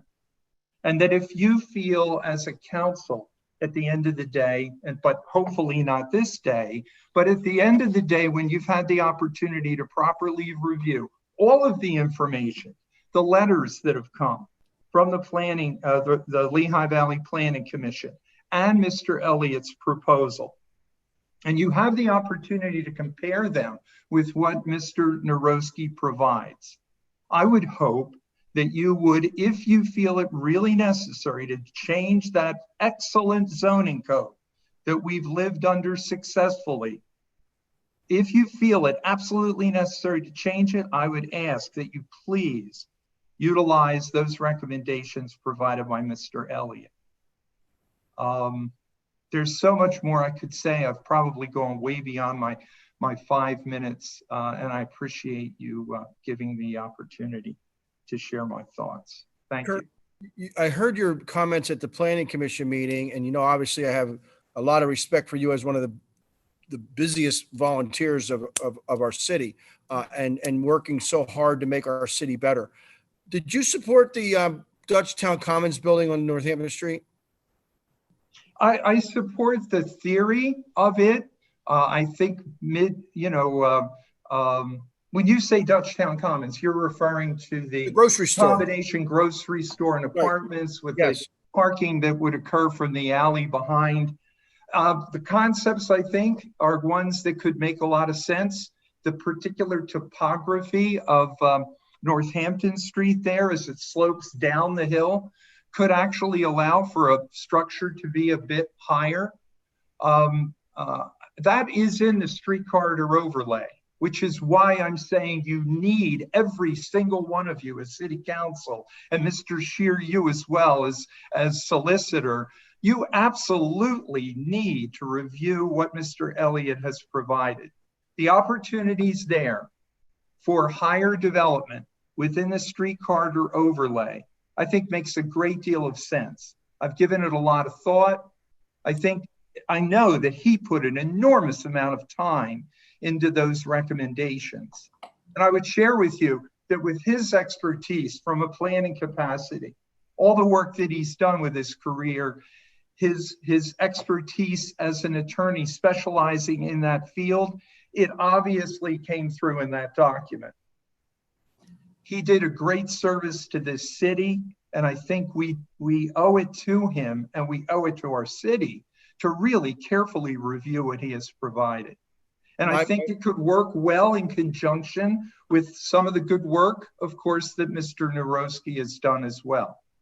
We're not finished here yet. That's what I'm saying. And I'm asking that you not do anything tonight other than to hear these comments and talk among yourselves in the public side.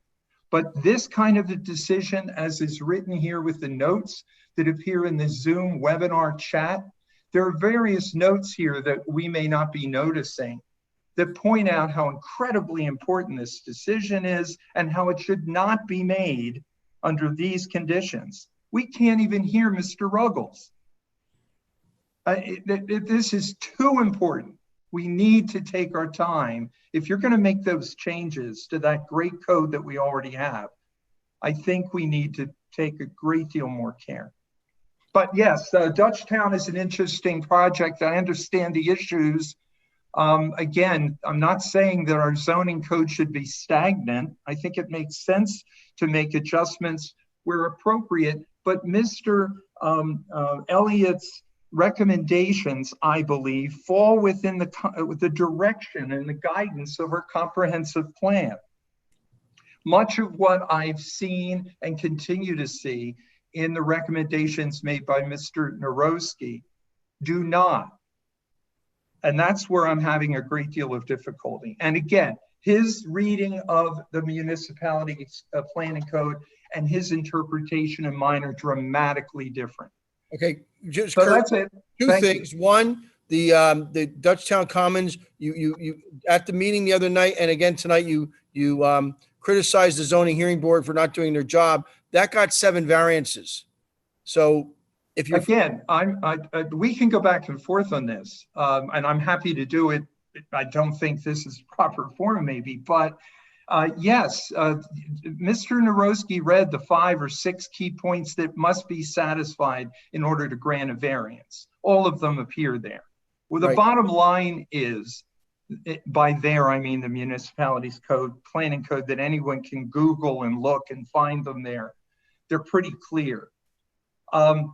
Because someone owns property and wants to develop it, and they want to develop it the way they want to develop it, and when they want to develop it the way they want to develop it, and what they want to do isn't satisfied by the code, then they have to either change their plan and develop within the law, within the code, or they are within their rights to try and seek a variance. All I'm saying is our zoning hearing board has allowed variances that do not fit those 6 points. Why? Because the bottom line is, as Mr. Shearer said in this meeting, it's all about the inability, he didn't say all about, I did, but quote, inability to develop the property within the code.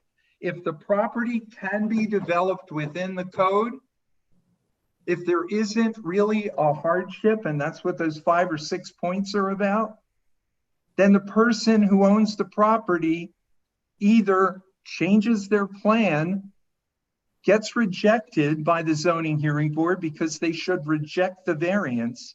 And at that point in time, that person can take that to a higher authority. And that's why the courts are there.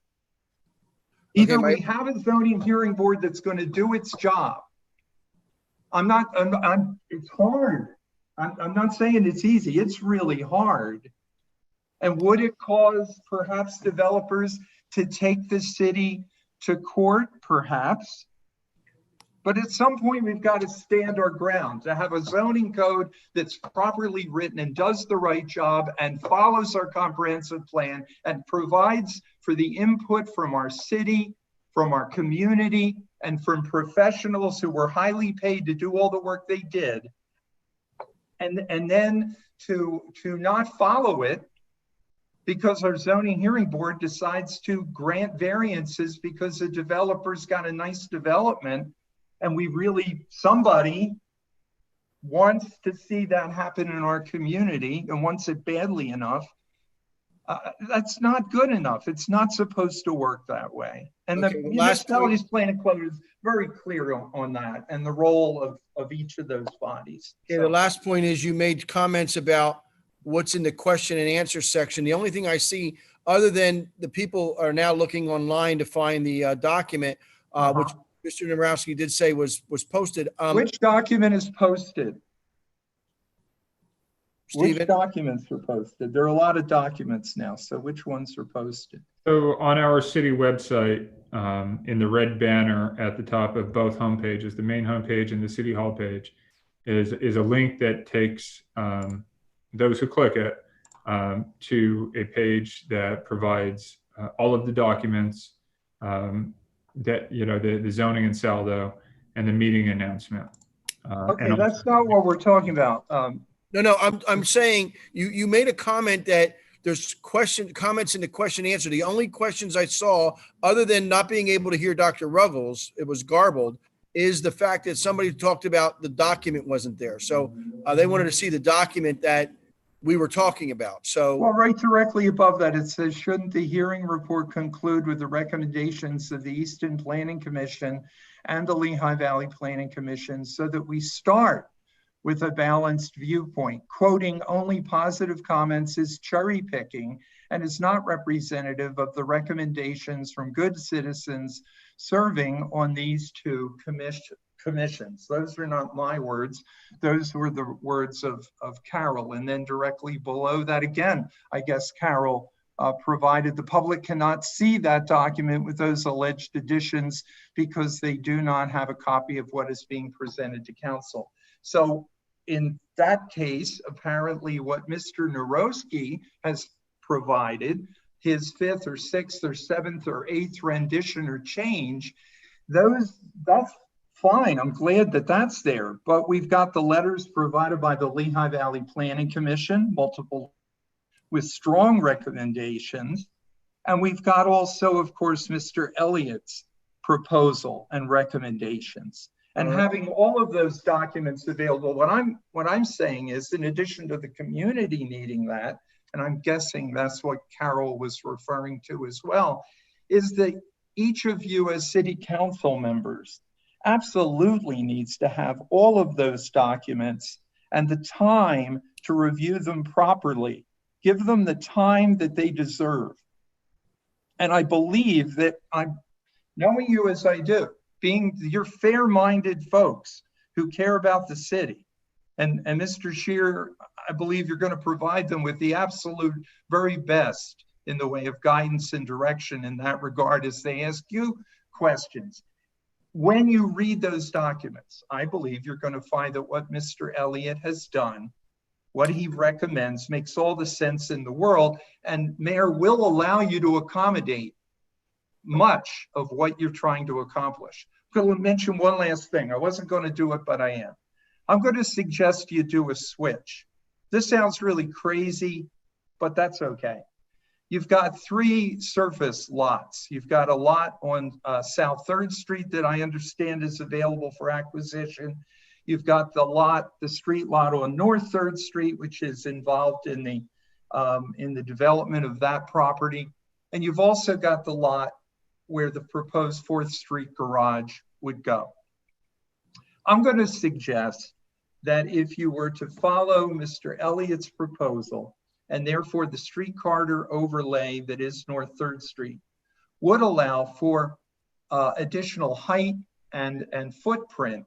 You've got a lot there, a street lot that is quite large and could accommodate a different structure perhaps than the one that is proposed for development at that location. I would recommend, if you're going to build a garage, do what you wanted to do for years, Mr. Mayor, and that is put the garage there and put the face on it like the movie theater that was there. Have it work well and sit well. Look the way it should for Millionaires Row. Put that North 3rd Street space to that kind of use. And instead of having the developer do the development that they want to do in that location, provide them with 2 locations. Let them put a top-notch quality apartment complex, mixed use, in the space where you're proposing your 4th Street garage, but follow the zoning in terms of height and footprint. And I don't want to belabor your 5 minutes is long gone. I don't want to belabor it, but why is everybody referring to that 4th Street garage as my garage? I'd rather not spend. Well, no, I'm sorry. I mean, I apologize. I guess all I'm saying is that I apologize. You're 10 right. years ago, that lot was purchased for that purpose. Okay. 10 years ago, and no one said anything until all of a sudden the city wants to do what they said they were going to do 10 years ago. My apology. And I'm just to let you know, suggesting a bait and switch. The project is already, the property is already sold. The city sold it for $1.1 million about, I don't know what, Louis, maybe 3 weeks ago? About 3 weeks ago. I'm sorry, which property? 1.3 million? Our own property, the Boyd Theater lot was sold about 3 weeks ago for $1.1 million. I'm aware of that. I'm well aware of that. What I'm saying to you, though, is if the same developer who bought that one from you Okay. We're willing to do something very, very different. And we're willing to do the other two surface lots with two great apartment mixed-use properties. Develop the South 3rd Street lot, provide that as part of the deal. Do the 4th Street lot, provide that part of the deal. Have the 4th Street lot fit the current zoning, mixed use, apartments and retail, and have the South 3rd Street lot do something similar, but that one could be a larger, a higher building height-wise. Why? Because if you adopt Mr. Elliott's recommendations, then because that South 3rd Street is in the street corridor overlay, it could be a larger building. And interestingly, so are the other buildings around it. Directly across the street, we've got our former City Hall. The current City Hall is just in the next block. You've got that whole structure that is our parking garage across the street from the street lot there on South 3rd. There's an opportunity to do some incredible development, same developer, enormous opportunity, and also still, I think, do well by the city, do well by the community, and do well by the current code. Again, I'd ask you to please give Mr. Elliott's proposal very, very careful consideration. I'm way, way over my time. I apologize. And again, I'm sorry for my nervousness. Thank you very much.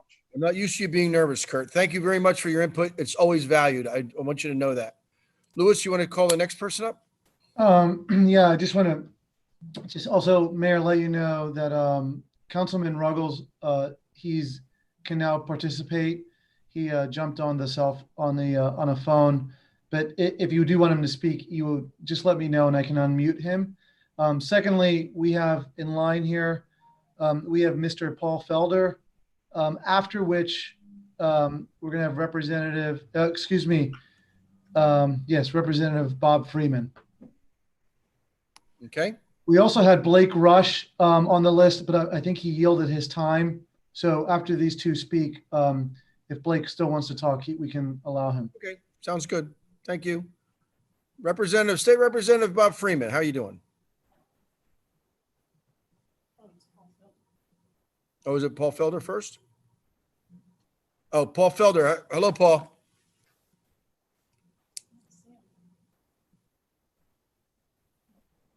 He's still muted.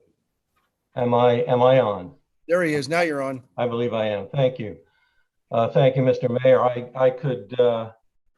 Your address. Let me just do a blanket compliment to Mr. Narowski, Mayor Panto, Carol Inman, and Kurt Ely. They all said things that I can agree with. Some of them said many things that I could disagree with. Councilman Ruggles, I couldn't understand, so we will leave the praise or the condemnation out for that. Before I get into any comments, I would like to clarify something in my own mind. I believe that Mr. Narowski said this evening and at the Planning Commission meeting that the warehouses have been removed from the river corridor zoning. Is that correct? Am I correct in that? Yes, they were removed in February. Okay, well, I'm looking, I just went on the city website and on page 81, warehouse and storage are still listed as permitted special exception uses in that district.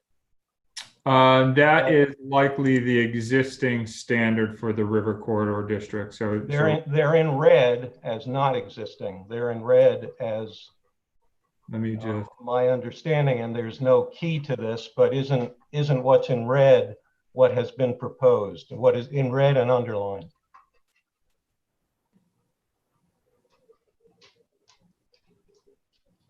And well, generally speaking, yes, that is supposed. All right, so you're right. Okay, I do apologize. It is a special exception use. It was moved from permitted use.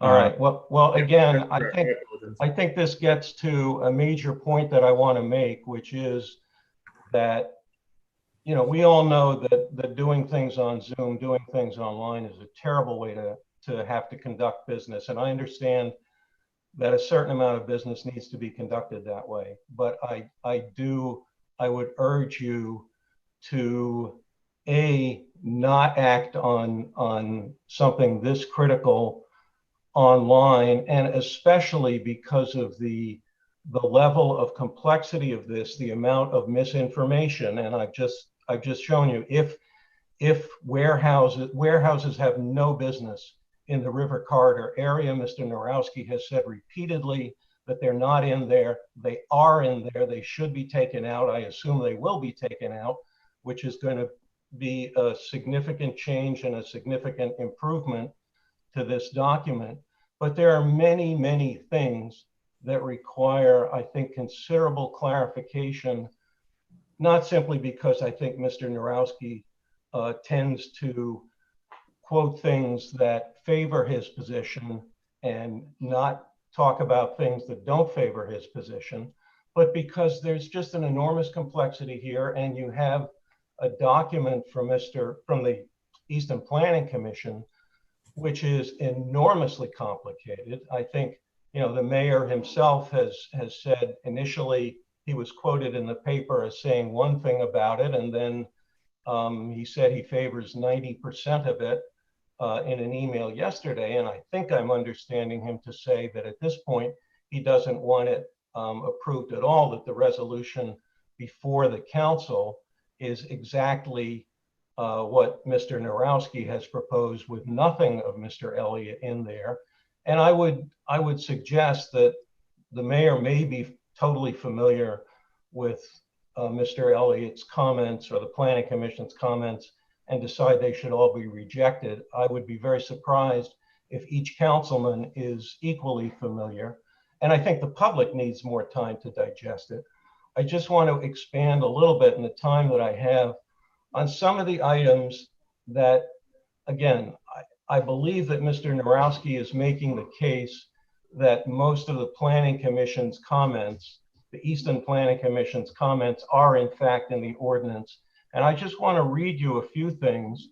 And this is from the point of view, not of the planning, not of the zoning ordinance as a legal document, which of course it is, but it's also a planning document. Normally speaking, zoning ordinances are not written by code administrators, they're written by planners. And this is not putting Mr. Narowski down as a code administrator, and I know that Carl Manges was also involved. He is a planner.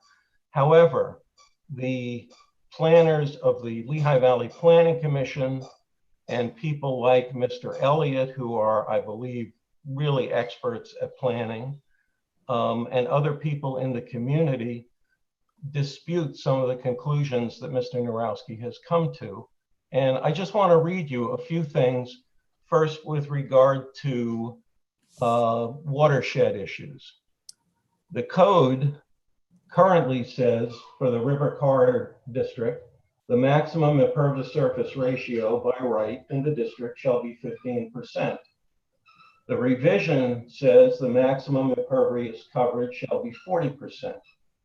That's very clear. Now, there are exceptions, there are consultants that can be brought in, but that is the change that you are making. It's a violation of Easton Comprehensive Plan. It's something that the Planning Commission, both the Lehigh Valley and the Easton Planning Commission, didn't want. They recommended once that you not do that. They've recommended twice that you not do that. I think you need to take those recommendations seriously. Now let me go on. There are other things with watershed issues, but I don't want to take all the time. Let me go to the design standards. Easton's award-winning, I might add, context-sensitive design standards. Mr. Narowski has said repeatedly that they are basically all in there. And I just want to read to you some of the language in the design standards that are not in there. It's eliminated the language that says that the purpose of these standards is to implement the City of Easton Comprehensive Plan. Something else that's eliminated. This well, let me just skip something. quote, plan, design, construct, and maintain buildings, structures, streetscapes, landscapes, and hardscapes to be generally consistent with this manual. Eliminated. Placemaking, as described and shown in this manual, is intended to create a more functional and attractive outcome. Eliminated. New development and redevelopment shall be generally consistent, and on and on and on. There are 40 different things at least 40 in the current design standards that, in Mr. Narowski's opinion, he's covered them all with his language. In my opinion, and I'm a professional planner, in the opinion of the Lehigh Valley Planning Commission, in the opinion of the Easton Planning Commission, in the opinion of Representative Freeman, these things have been eliminated to the point that essentially the design standards have been gutted. I just want to make another point about this, and supporting something that Mayor Panto said recently, talking about he doesn't want, and forgive me, Mayor, I don't know your exact language, but it was to the effect that new buildings that go up in a historic district can and should are allowed to look like new buildings, that we should not have standards that make everything look like something that existed hundreds of years ago. Mr. Narowski has actually added language to the zoning ordinance that would make them look like hundreds of years ago. He has language in there which permits gable roofs with dormers, for God's sakes. That's a totally inappropriate design standard to put into a zoning ordinance. And Mr. Narowski continually says that the reason for his condensing, although he wouldn't use that word, condensing the standards and getting rid of most of them is to make them more objective. I would quote Mr. Elliott as saying at a planning commission meeting, I believe in February, that he thinks that Mr. Narowski's standards are more vague than the standards that are in there. I agree with Mr. Elliott. The standards that are in that code right now, the proposed code that Mr. Narowski has written, are incredibly vague, do nothing compared to the wonderful standards that we have in there now. And I think that the projects that the mayor wants to see, some of the rest of us want to see, throughout the city, would be much better served with the existing design standards, because they will fit into the city and they will require far fewer battles. They are much less likely to get you into a legal battle, which I think if the current code is passed, I think you'll be in a legal battle sooner rather than later. So I would just beg the members of City Council to really take a look carefully at Mr. Narowski's design standards and the design standards that are in the ordinance now, and actually determine which ones make the most sense, and keeping in mind the Lehigh Valley Planning Commission, the Easton Planning Commission, everybody from the public so far who has commented on this think that the standards that you already have are superior to the ones that you were proposed. And then, there's also the issue of the impervious coverage. And I trust that you'll take the warehouse and storage facilities out of the zoning, which has been represented over and over again that it is out of the zoning. Thank you. Thank you, Mr. Felder. We always appreciate your input.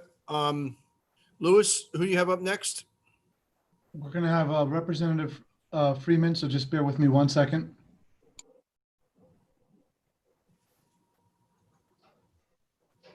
I gotta go get my stuff off the printer. Bring it out. I'll go get it off the printer. I'm fine. I'll get it. I just stretch my knee anyway.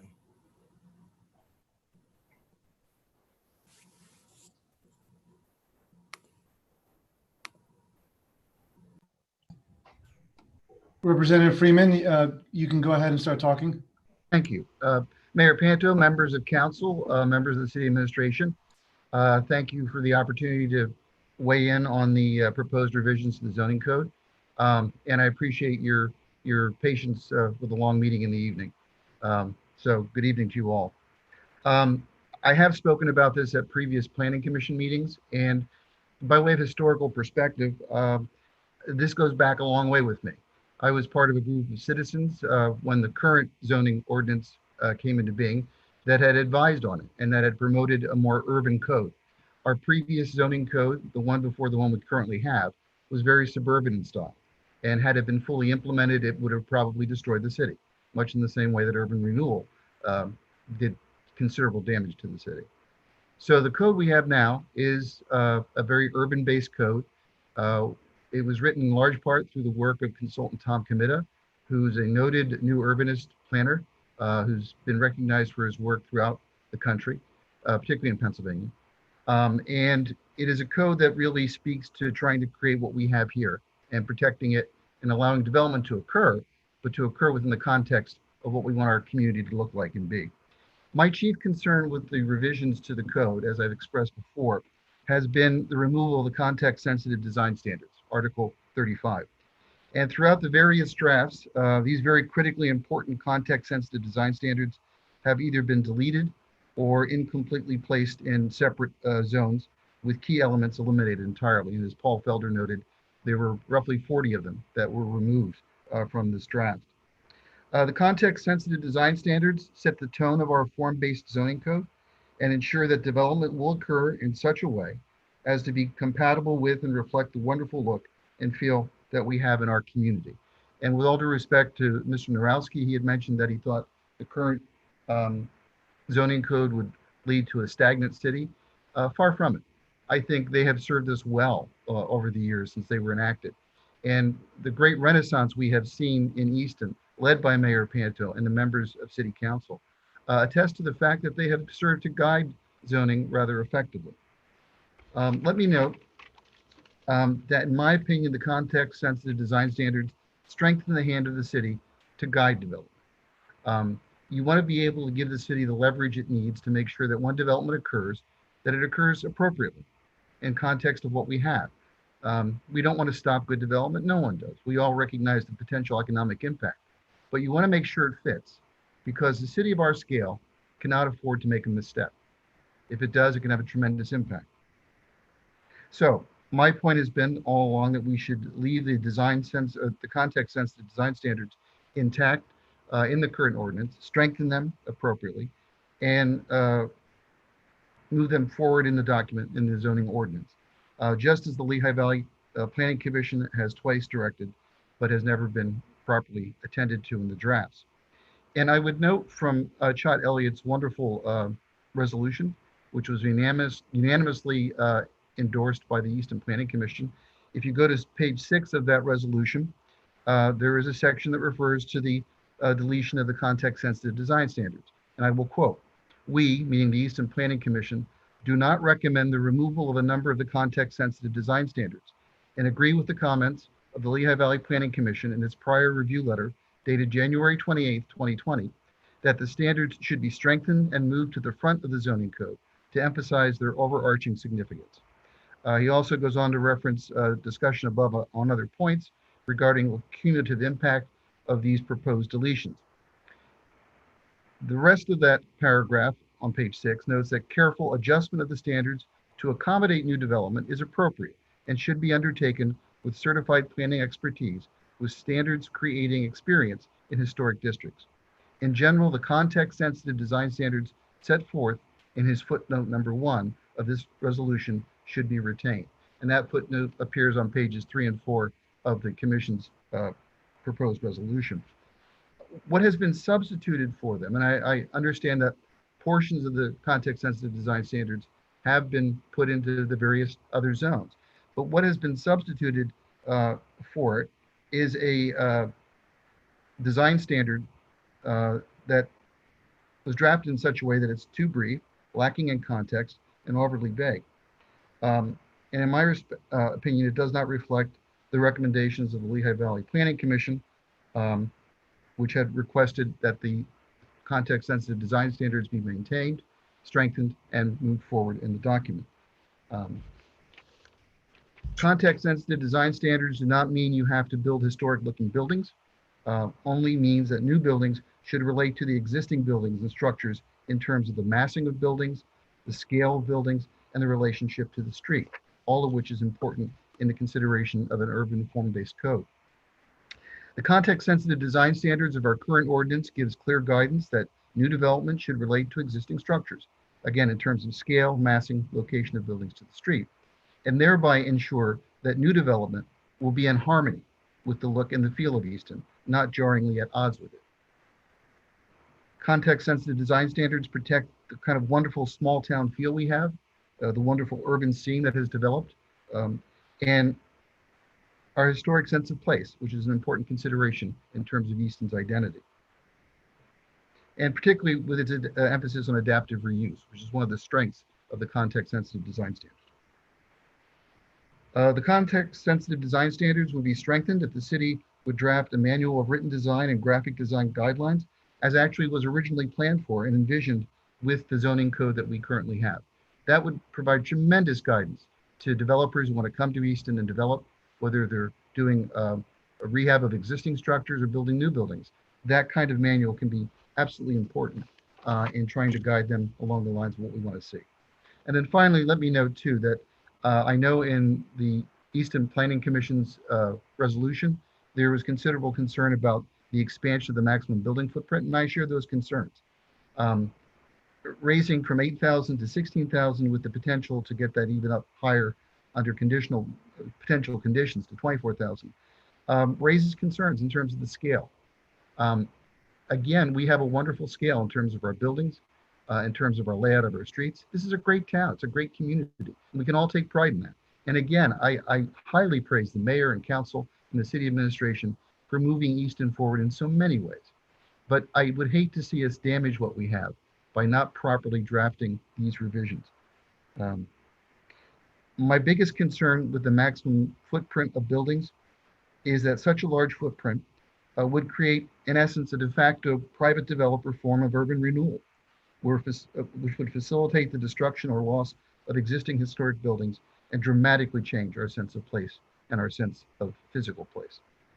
So I urge that we take a long, hard look at the revisions. I appreciate all the work that has gone into them. I appreciate the countless hours at various meetings. But I really think that in approaching this revised ordinance, I would urge council to take to heart Chott Elliott's proposed resolution, which was unanimously adopted by the Planning Commission.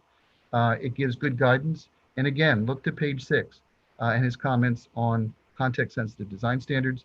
They wholeheartedly recommend retaining those standards that would have been eliminated.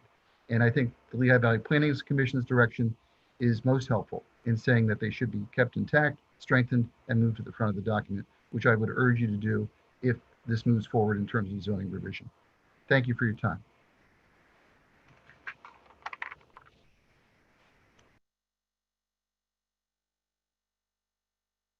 Thank you, Representative Freeman. We always appreciate your input as well, and all the help you give us out on the state level. Dr. Ruggles is now on the telephone. Dr. Ruggles, would you like to say anything at this point? Unmute him, Mr. Campos.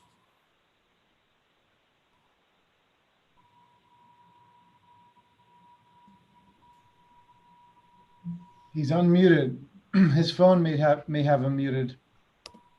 Dr. Ruggles, you have a mute on that phone?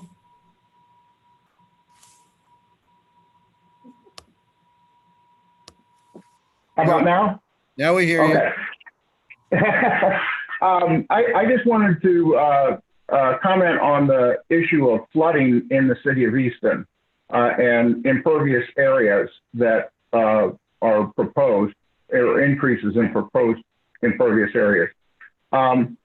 Our impervious area within the city of Easton really does not impact our flooding. If you remember back in 04, 05, and 06, when we had our floods downtown, the flooding occurred the day after the rainfall. People were downtown, it was blue sky, and we had a flood. And the reason for that is because of the size of the Delaware watershed. The Delaware watershed has runoff that takes a long time to get to Easton. And that is the runoff that really causes the flooding. So as far as the impact towards flooding in the city, the impervious area really doesn't have an issue. Am I still out or?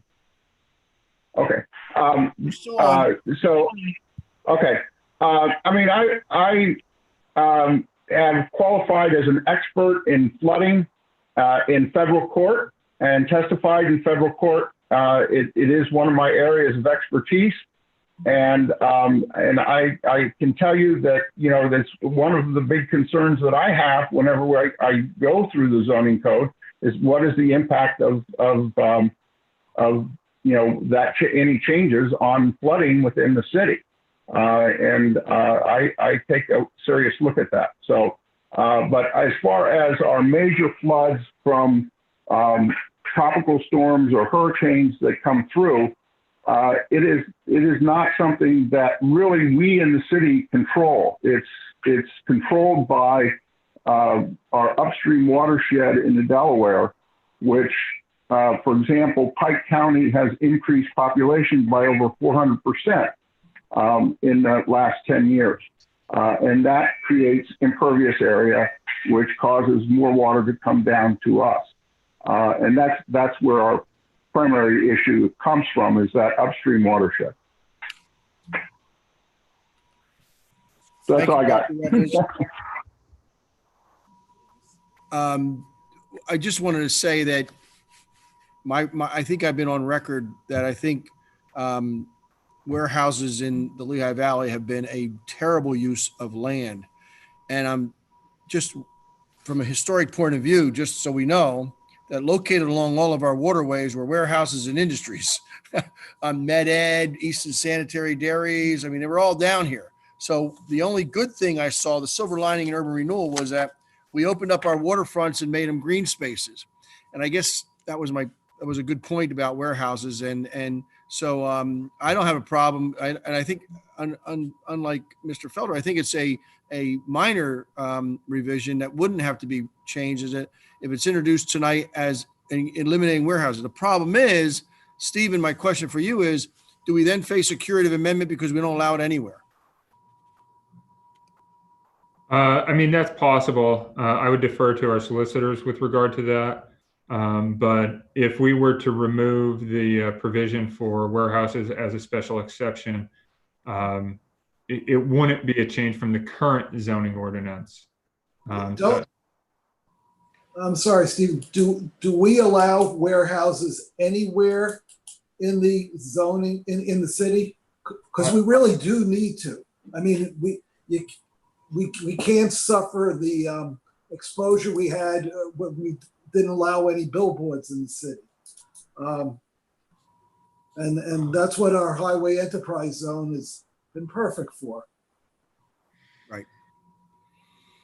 Yeah, yeah. So the expressway transitional zone does have warehouses as a special exception.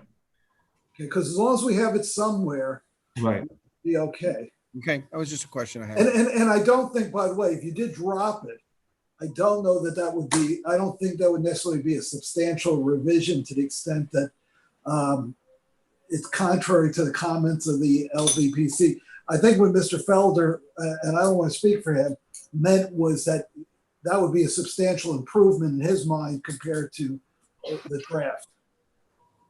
Understood. Thank you. Mr. Campos, you want to call the next person?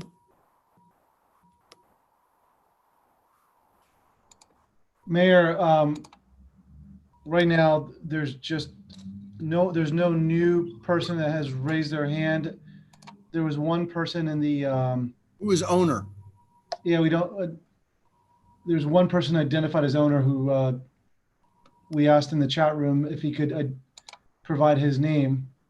Just one second. And I'm not sure if he's still on. Well, he'd have to give his or her name and address when they speak.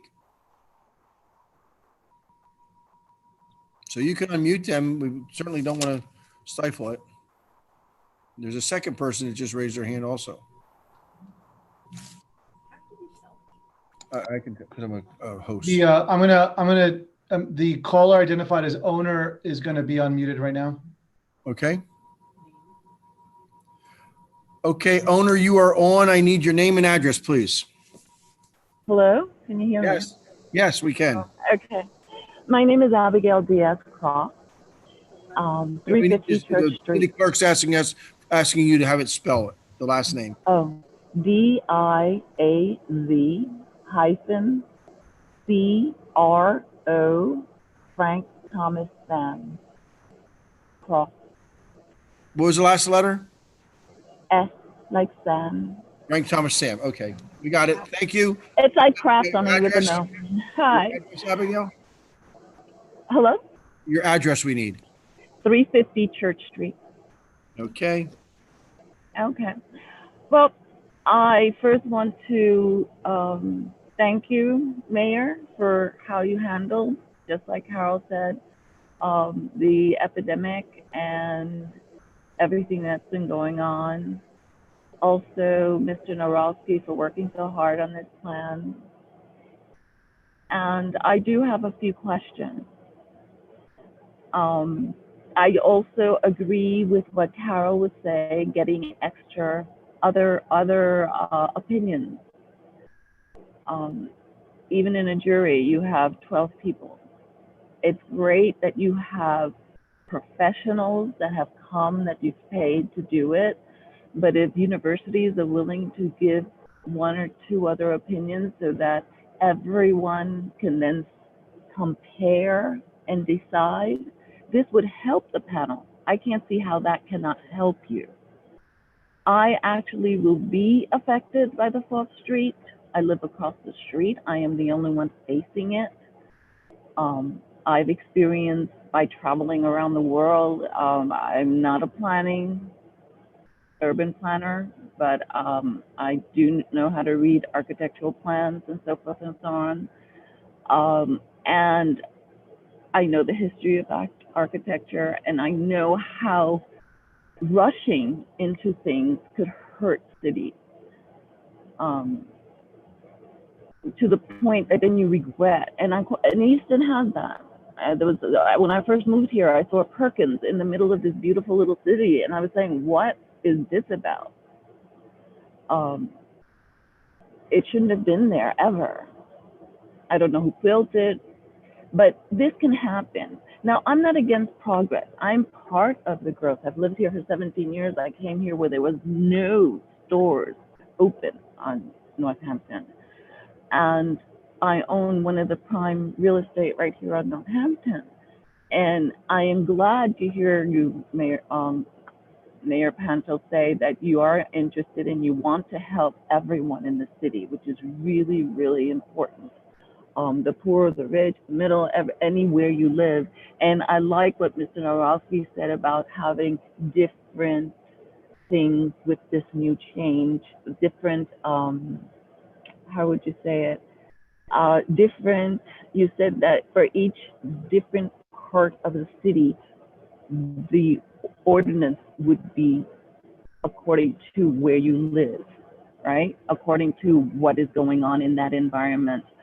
And that's good. But right now, this is a really big decision to change footprints.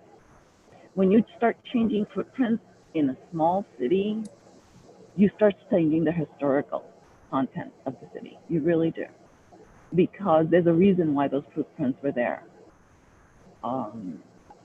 The beauty of Easton, what's left, is the fact, the uniformity. You could see the history. It has a beautiful history. I love this city. I'm not from here. I come from New York. I've seen the changes in New York and the disasters that I've had there. My husband is from Glasgow, and the same thing there. But we all come from, but we both grew up in places where there were row houses. And that's what I like about Easton. When I first came here, I said, it's a beautiful city. I loved it. And that's why we bought. And that can change very easily. When you start putting architecture, it looks great in a rendering. But when you start putting big buildings that are bigger than, let's say, the Morning, the one on 3rd and 4th, on Northampton and 4th, that used to be the newspaper.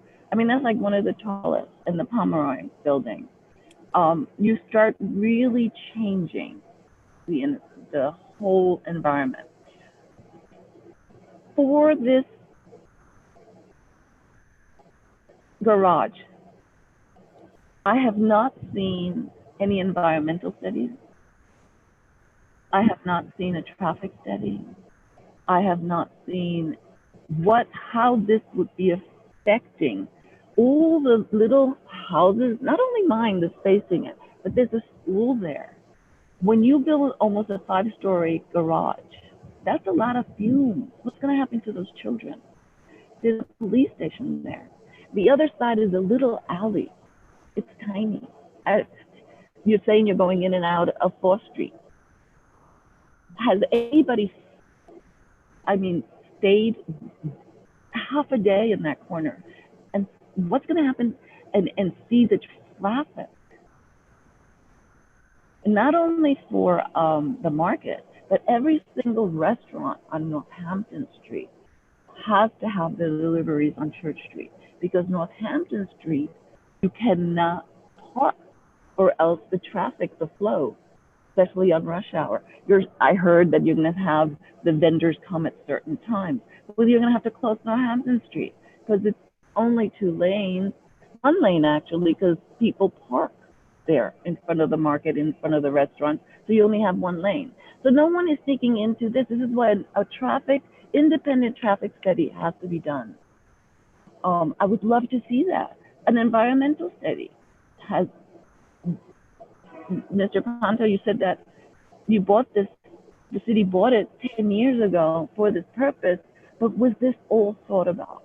I live there. I see the truck. I actually had to call Family Dollar, and for 2 years I was fighting this because they were used to nobody being in the neighborhood, and Joe at Quadrant also had to do the same thing. And I have a personal contact with Family Dollar's distribution because I call them up when these trailers come, because they're not, first of all, they're too big to be in the city. Second of all, they're reveling all day, and that's why they should be outside the city and then come in. And I just don't understand how the logistic, the real everyday life is going to happen. Where are the school buses going? Where are they parking? They're parking there on Church Street and on 4th with the traffic from this garage, especially if it's that big. If it were smaller or in the footprint, maybe. Another thing, where are the people that live downtown going to park their cars? Because this is where we all park our cars with our permits. If you put a garage there for the people on 3rd Street, the giant building that's going up, they're going to take most of it. Where do we, the citizens that have been here and helped develop the city, park our cars? These things have not been thought of. And there's not only me, there's a whole bunch of row houses along the street of the police station, behind on Bank Street. Those are all living quarters.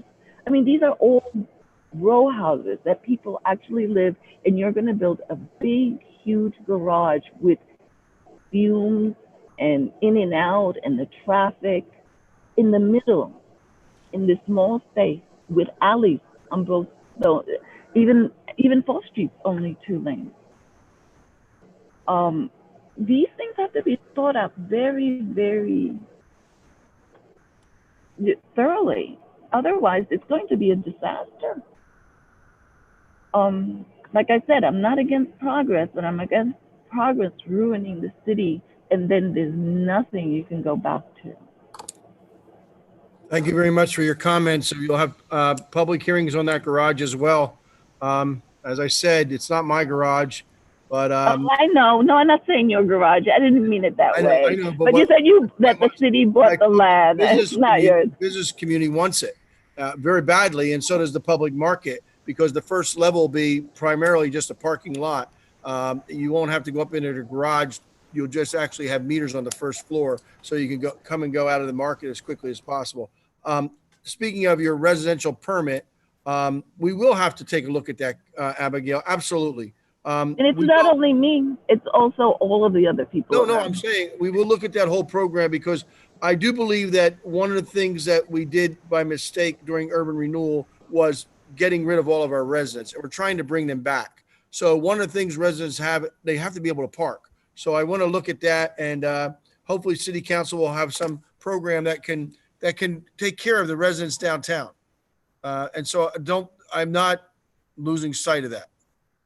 Okay, and I understand that the market wants it, but what about the environmental? What about these fumes? All of the other two parking garages are not surrounded by residents. The one on Third and the one that has City Hall. They only have the They're church. actually surrounded by four elderly home care centers that we do have, but we have an exhaust system in it that takes care of that. And Okay. we really spent a lot of money on that to make sure that the fumes didn't leave the structure. So we'll Okay. talk all The about that, streets are, Carol. I mean, Abigail, we certainly want to take care of that. but will you have a traffic study? Will you do That'll be that? That's very important. if they need one. I'm sorry? That'll be up to I the couldn't hear you. viewers to see if they need one. If the planning commission needs a traffic study, I guess we would have to do it. But right now, with only having them going in and out of 4th Street, which is a major artery in the city, and of course that is now a two-way street, makes it a lot easier. Maybe we'll have to put a right turn only out of the garage. I don't know. We'll see. Okay. We will look at a traffic. Also, will you also have this after the pandemic when we could all meet and more citizens can come? Because today there was hardly anybody here because we also had the high school. I was sitting here with you guys instead of waving outside. So was for the I. kids. I know. So is there anything else?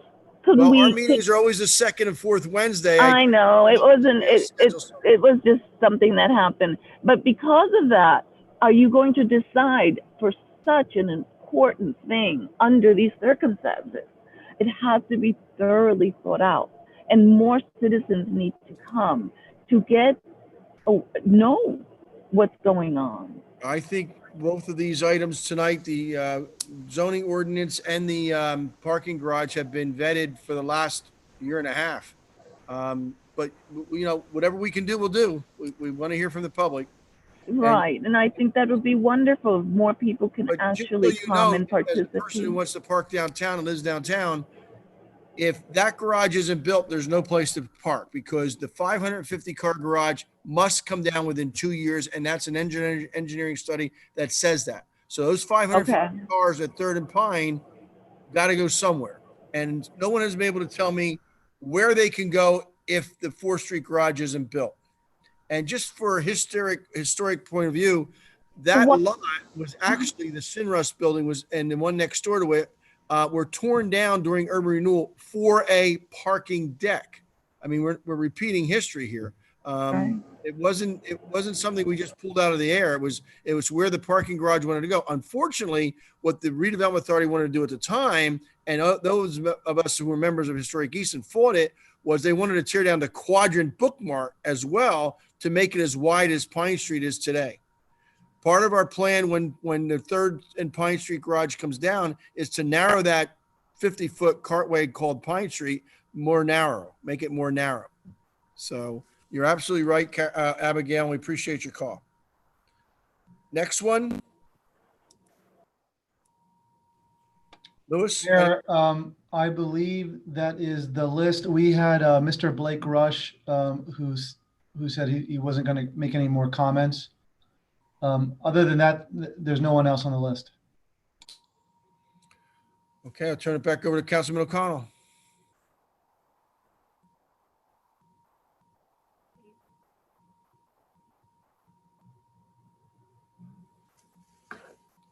There was a last question was a chat on the chat was from a Mary who basically said we commit to not making a decision about this via a Zoom meeting and wait until everyone who wants to have a say on the matter can do so in person. I'd love to wait. We've been waiting since February. And unfortunately, I think the time has come. The Planning Commission had their review last week. We're going to take their review under advisement. And we're going to, I think, and hopefully, hey, within 2 weeks, we could go green. And then maybe we'll have to have the meeting outside, but we can have a meeting. I'm all for having meetings in public again, because these Zoom meetings are difficult. There's no doubt about it. And I agree with you, Mary, that I wish they could be in person. So Councilman O'Connell, Okay, over to you. if there are no further comments, then, yeah, if there are no further comments, the hearing is closed. Thank you, Councilman. And moving on in our agenda is public comment on agenda items only. Are there any comments that anybody would like to make on the agenda items? Which right now is only in addition to the zoning ordinance, which we just had, is also our COVID resolution looking for assistance from the federal government, as well as the parking app that we're looking to sign a contract on, and an MOU with the, and looking at a new a MOU with Lafayette College for supplying us with masks for during the COVID. Park Mobile is the company that we're going to be looking. So is there any comments on any of those things? Councilman Edgar, you want to speak? Not at this time, Mayor. Yeah, you came up on my thing as a Mayor? yellow. Yes. I'm sorry, this is Councilman O'Connell. I apologize, but I'm not clear. Are we voting on this ordinance tonight? No, it's only introduced. Are we? It's only introduced tonight. Vote on in 2 weeks. Yes. All right. Thank you very much. Yeah, we only be introducing it. Moving on to consent agenda. There isn't one. There's no reports to be received by council. Reports of the committee, Finance Committee, Councilman Brown. No report, I think is what he said. Unmute yourself there, Mr. Brown.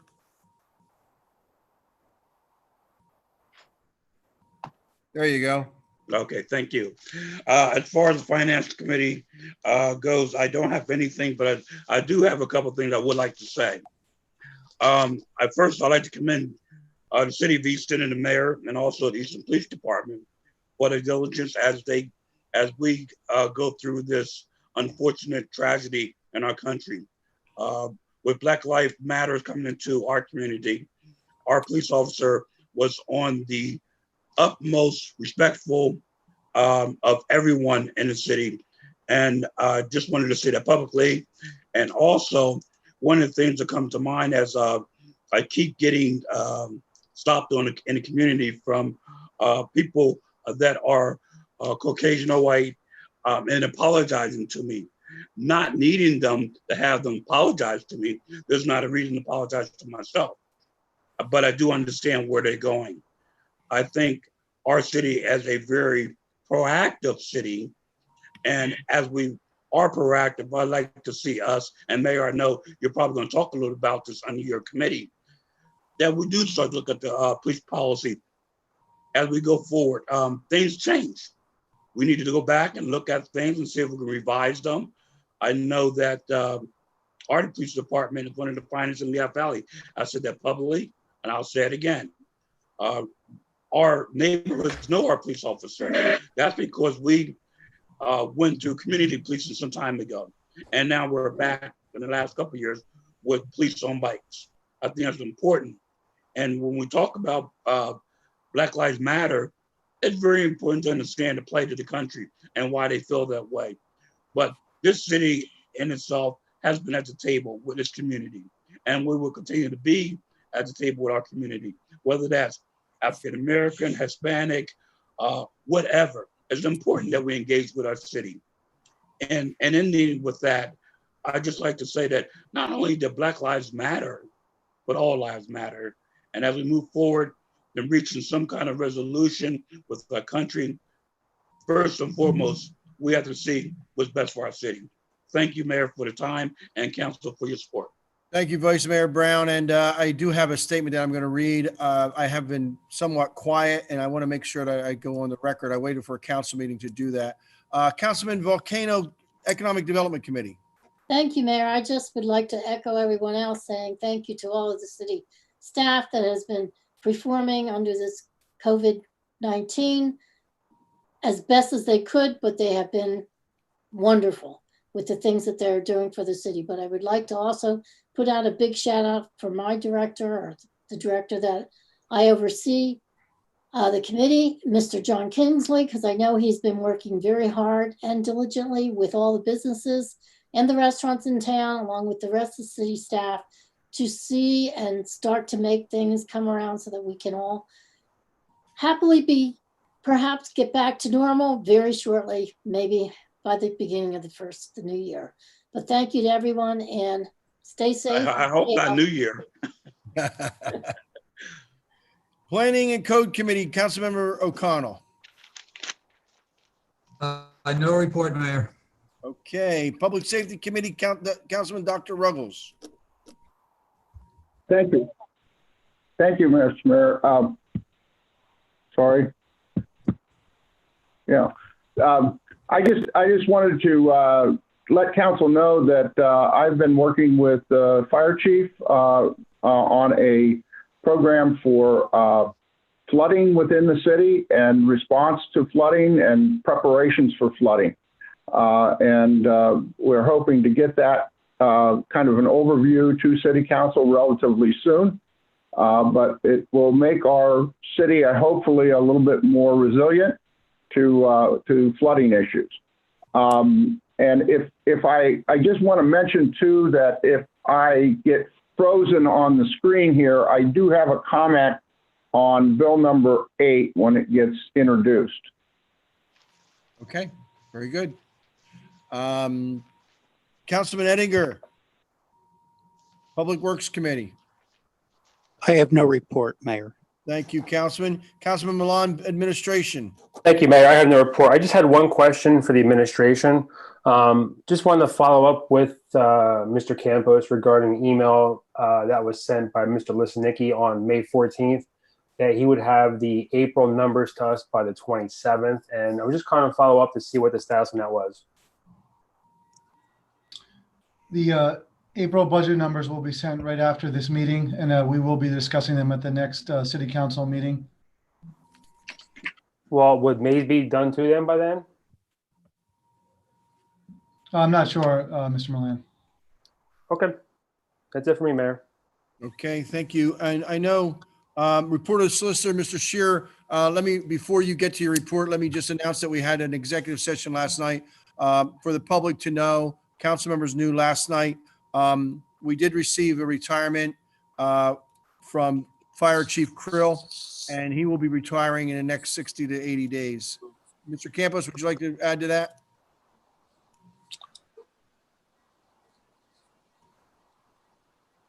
Mr. Campos, would you like to add to anything? You're still muted. Sorry about that, Mayor. No, I think you said it all. That was just the update that we wanted to provide. Anything else, Mr. Shearer? Well, I was going to report that we did have an executive session yesterday to talk about personnel matters, which you have just disclosed, and there was another personnel issue that council was updated on. Okay. And that's it for my report. Thank you. I do have a statement under my report. I have a couple of things. I'll leave the statement for last. There seem to have been some questions about the business recovery plan and the street closures. I just want to remind council, I know that it was only one person who had a problem with it. I did go over that with you before we instituted it. I sent you the plan on Tuesday, sent you the final draft on Wednesday, and then I talked about it last Wednesday 2 weeks ago at Wednesday night's council meeting.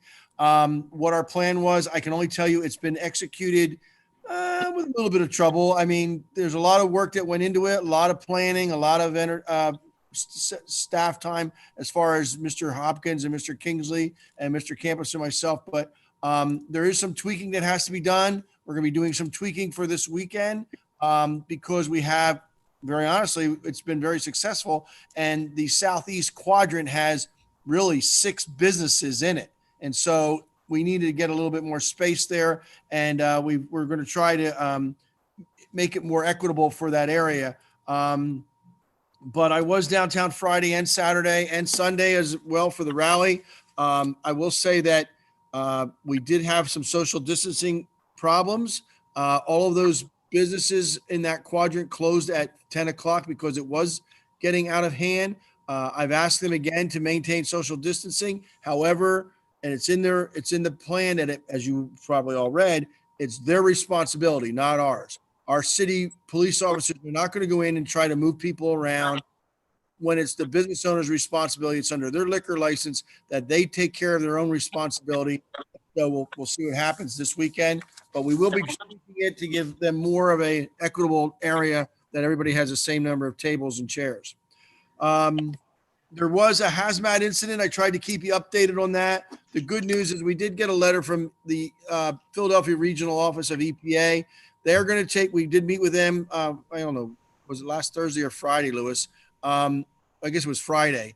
And we did meet with PAD, the Department of Environmental Protection, and EPA, and Joel was in that meeting as well. The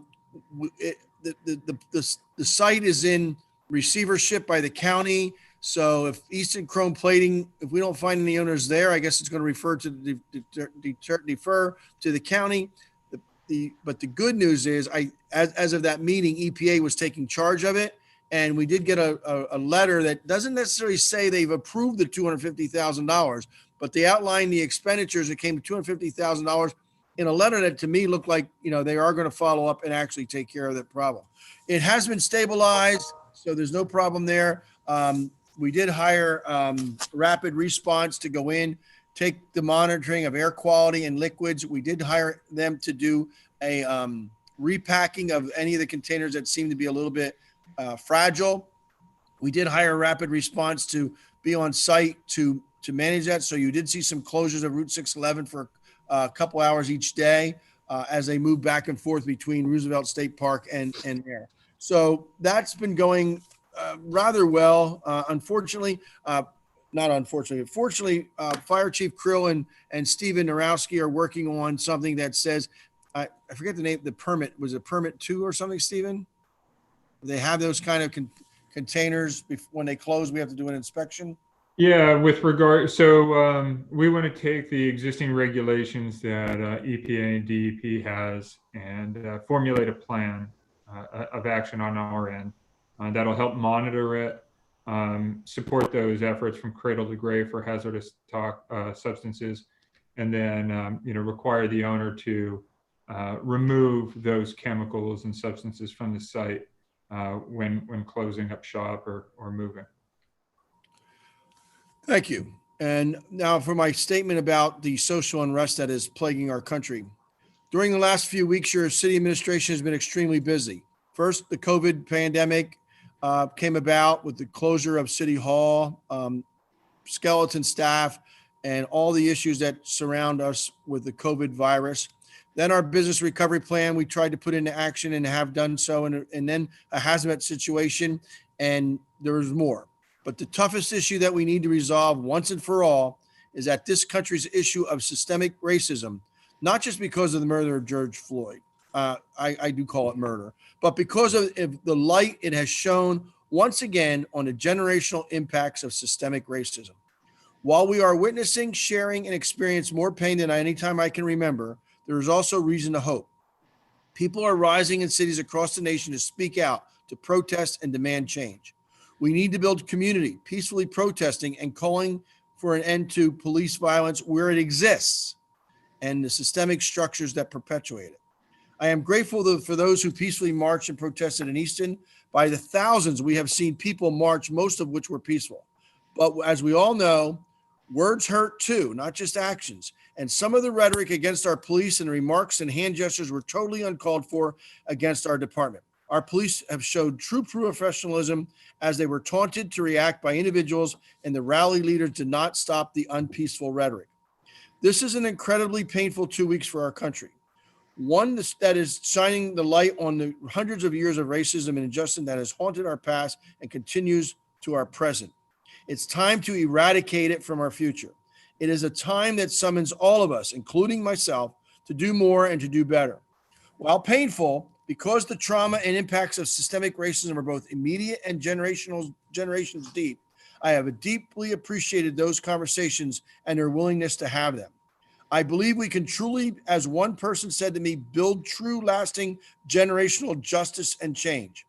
We need to bring the same intensity and make the same commitment to cure the illness of racism that we brought about to take care of COVID-19. While our officers have been working under difficult situations, de-escalation should be the number one priority, and our officers have been trained in that area. De-escalation is critical in every interaction officers have, from individual actions to crowd management. I want to be clear with you, as I have with the chief of police, what my expectations are for the police department. We made a lot of progress over the last 13 years, but we have to work towards continuous improvement to ensure justice and equity for all of our residents so that we don't slip back to the errors of old. These aren't just my expectations. They are the expectations of our community and, frankly, the expectations and core values that are embedded in the Easton Police Department's officers in training. Most importantly, I know that they are the core values of our chief. The Department of Justice investigates in the Easton EPD just before I took office in 2008. This investigation was because of the unconstitutional use of force. As mayor, it is now my job and yours to make sure that we stay committed to the policies and procedures that we have in place and that we were awarded accreditation for and then reaccredited 4 times since then. Cultural reform is the most enduring, and we have built on that reform, not only having the policies in place, but also as council and the mayor, we've had the fortitude to enforce those policies with discipline, including termination. We have an opportunity to build on the lasting systemic changes that can transform policing and the department. The new Easton Police Department has shown itself to be a department that leads with this de-escalation and does not use force unless it's necessary. We have accountability systems that work and proven effective. I must also be held accountable, and I must hold Chief Scalzo and the department accountable. I know that not every decision I make or they make is always the right one, so my actions should also be scrutinized as theirs as well. The actions both Chief Scalzo and I have taken, and also Luis Campos, have always been for the interest of the residents, all of our residents. I know that safety was shattered for many by images and sounds of gas, more fitting of a war zone, but that was not here in Easton. Our city did not look like a military zone. As a matter of fact, our officers didn't show up in riot gear at the rallies. They showed up in their normal uniforms. But they also have to respond to the reality on the ground that to keep our officers and public safe, our officers have the training to know that their job is not to escalate. And I believe Councilman Brown pointed out to the one or two issues that we were able to witness. To the actions of the handful of individuals seemingly intent on inciting violence between police and the small number of demonstrators with their signs, rhetorics, and gestures, we will not allow you to discredit the law-abiding citizens of our city that are fighting for their rights and allow you at the same time to break our laws. As the city, both Chief Scalzo and I are listening and acting to the members of our community who have taken to the streets to call for a better city and, more importantly, a better country. I believe our record proves this is to be the case, not only of the leadership, but the entire police department. To help those on the front line maintain the peace is instrumental in ensuring that everyone remains safe. I ask the demonstration leaders again in the future to observe unsafe behavior and make these folks accountable. I want to thank personally in this public environment, NAACP President Lance, my gosh, I forgot Lance's last name. Wheeler. My gosh, I almost forgot Lance's last name. Lance Wheeler's commitment, he was at both rallies in the past, and when he saw something out of line, he went over and told those people to stop. Our shared goal is to keep everyone safe. We have an obligation this time not to let the message of why these rallies are held to be drowned out by the few. But George Floyd's murder is not the only reason thousands of people are taking to the street. People are protesting a culture of systemic racism and police actions that exists in this country. Those killings remind us of the profound injustice of how they were failed by the system. We have to do more to eradicate systemic racism from our society. They are also protesting a culture of some that will use force before de-escalation. And they're protesting a culture that perpetuates systemic inequities that impact people of color. People are rightfully protesting how we can be better as a society and make real changes. The Easton Police Department is currently equipped with both body cameras and in-car cameras deployed during all citizen contacts. The policy of the Easton Police Department is that cameras are to be initiated during calls for service while engaging with the public and not to be turned off until the incident is complete and the officer is no longer engaged with those involved. Training has become an essential component in the success of any police agency. The Easton Police Department trains its officers every year on the issues of diversity, both in the workplace and dealing with the community. Just some of the training that every single police officer received just last year, includes cultural awareness, anti-harassment in the workplace, anti-bias training for law enforcement, de-escalation and minimizing the force, ethics in law enforcement, civil rights, arrest, search and seizure, and communication skills. This training is just some of the training our officers receive every year and will continue to do so in the future. 2 years ago in 2018, every officer attended a cultural competence training conducted by Intersect Alliance and led by instructor Guillermo Lopez. This instruction was conducted over the course of several months and consisted also of several ride-along conversations, in-class training, and role-playing exercises. The Easton Department of Police takes the responsibility of community relations extremely seriously, and the training efforts reflect this fact. The Easton Police Department also trains yearly in defensive tactics, which focus specifically on the proper utilization of restraint procedures as well as control methods and equipment. Our officers are taught the appropriate way to utilize control methods to gain maximum compliance while minimizing pain or injury to the resistors or the assailants. The Easton Police Department is that the expectation is that every single officer, with no exception, treat every person with respect and professionalism at all times, not just on duty, but off duty as well. And you know that we have fired people who have not been very nice to the people of color on their Facebooks. We have worked hard to establish this reputation in the community and have done so by holding those officers who fail to follow this lead accountable for their actions. I'm happy to report that the City of Easton Police Department is staffed by a group of professional, hardworking men and women with combined purpose of serving their community with pride and honor. And I assure you that we will do everything we can to make this department and this city an example of greatness. These advances alone do not address the systemic barriers that pervade our society.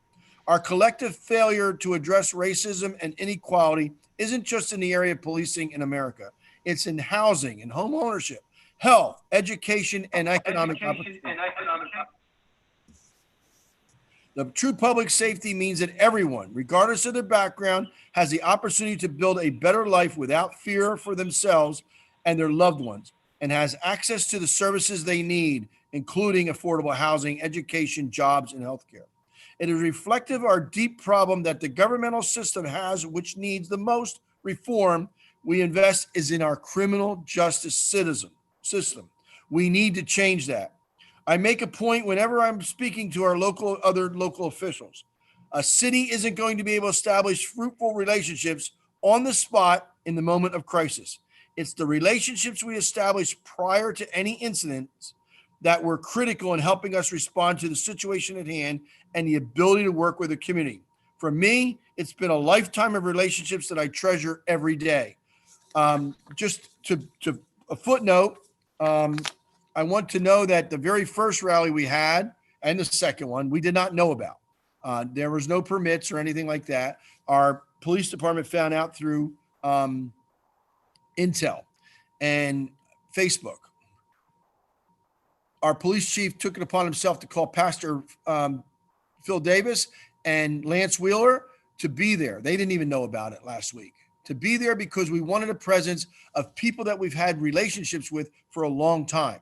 Our police officers they go down to Shiloh Church on Sundays sometimes just to mingle with the people. They play basketball and baseball with our kids throughout the city. And we wanted them to know that this was happening because we wanted them to be able to be there and do that. I also want to let you know that when we do our recruiting, marketing, whatever you want to call it, for candidates for the police department, more than 150 notices go out to minority organizations and individuals to attract and recruit police officer candidates of minorities. That system took place in February. It's on hold right now. The interviews have not taken place, but we do have vacancies, and we will be sending officers to the academy as soon as COVID-19 gets back to some semblance of order. So thank you. I just wanted to read that into the record for the public. I'll make a copy available to Rita, but we have two more rallies planned this weekend. Both are Saturday at noon and Sunday at noon.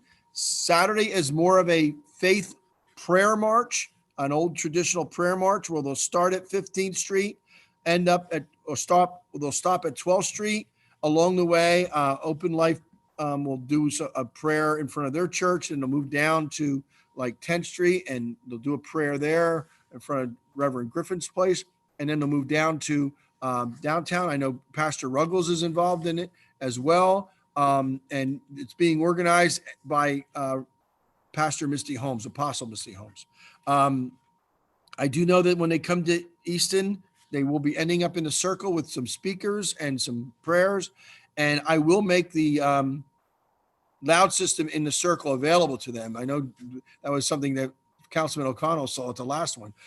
We didn't know about it. Sunday, I was able to get the electric turned on because I had the electricians turn on the electric for the outlets from the week before. The week before they had a bullhorn. That was it. So they all wanted to use the system, but we can't give them the system if we don't know it. But I think this is an important topic. So I took it upon myself to say we'll get the system on for this weekend. As a matter of fact, I believe Kurt Ely, who's still on the call, is going to provide that for them. If not, we'll have an employee do it. But Kurt has been, as I said, he's one of our number one volunteers who makes this city happen. And the rallies have been very, very peaceful, except for just a handful. And that's the way it always is. The handful ruins it for the majority. But I believe I wanted to go on record that our police department, that every council member should feel proud that we have a good police department. But I assure you, if we have one that gets out of line, I am not afraid to suspend, terminate, whatever it requires. We've gone through those days and we don't want to go backwards. We want to go forward. And going forward means that, as I said in my remarks about the zoning ordinance, it means understanding our community. Maybe because I grew up on the South Side, I lived on College Hill, I was active in the West Ward.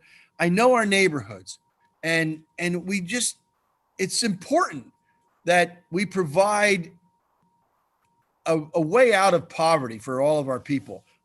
We are still the lowest socioeconomic demographics in the Lehigh Valley. Out of the 63 municipalities or 62 municipalities, we're still the lowest. And we have to make sure we recognize that when we make laws and ordinances that affect people. And so I'm very proud of the local historic district in downtown because it is the historic center of our city, but it did take 30 years. And the people who owned properties downtown at that time were mostly business owners. And in 2007, when it was finally approved, it made a difference, and it has made a difference. And I think it's made a big difference, and I'm very supportive of it.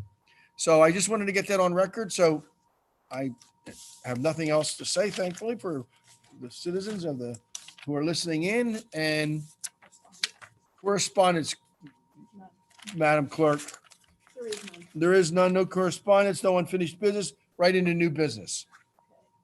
We have bill number 7 that's going to be introduced by Mr. O'Connell, which is amending chapter 595 of the zoning code of the city of Easton.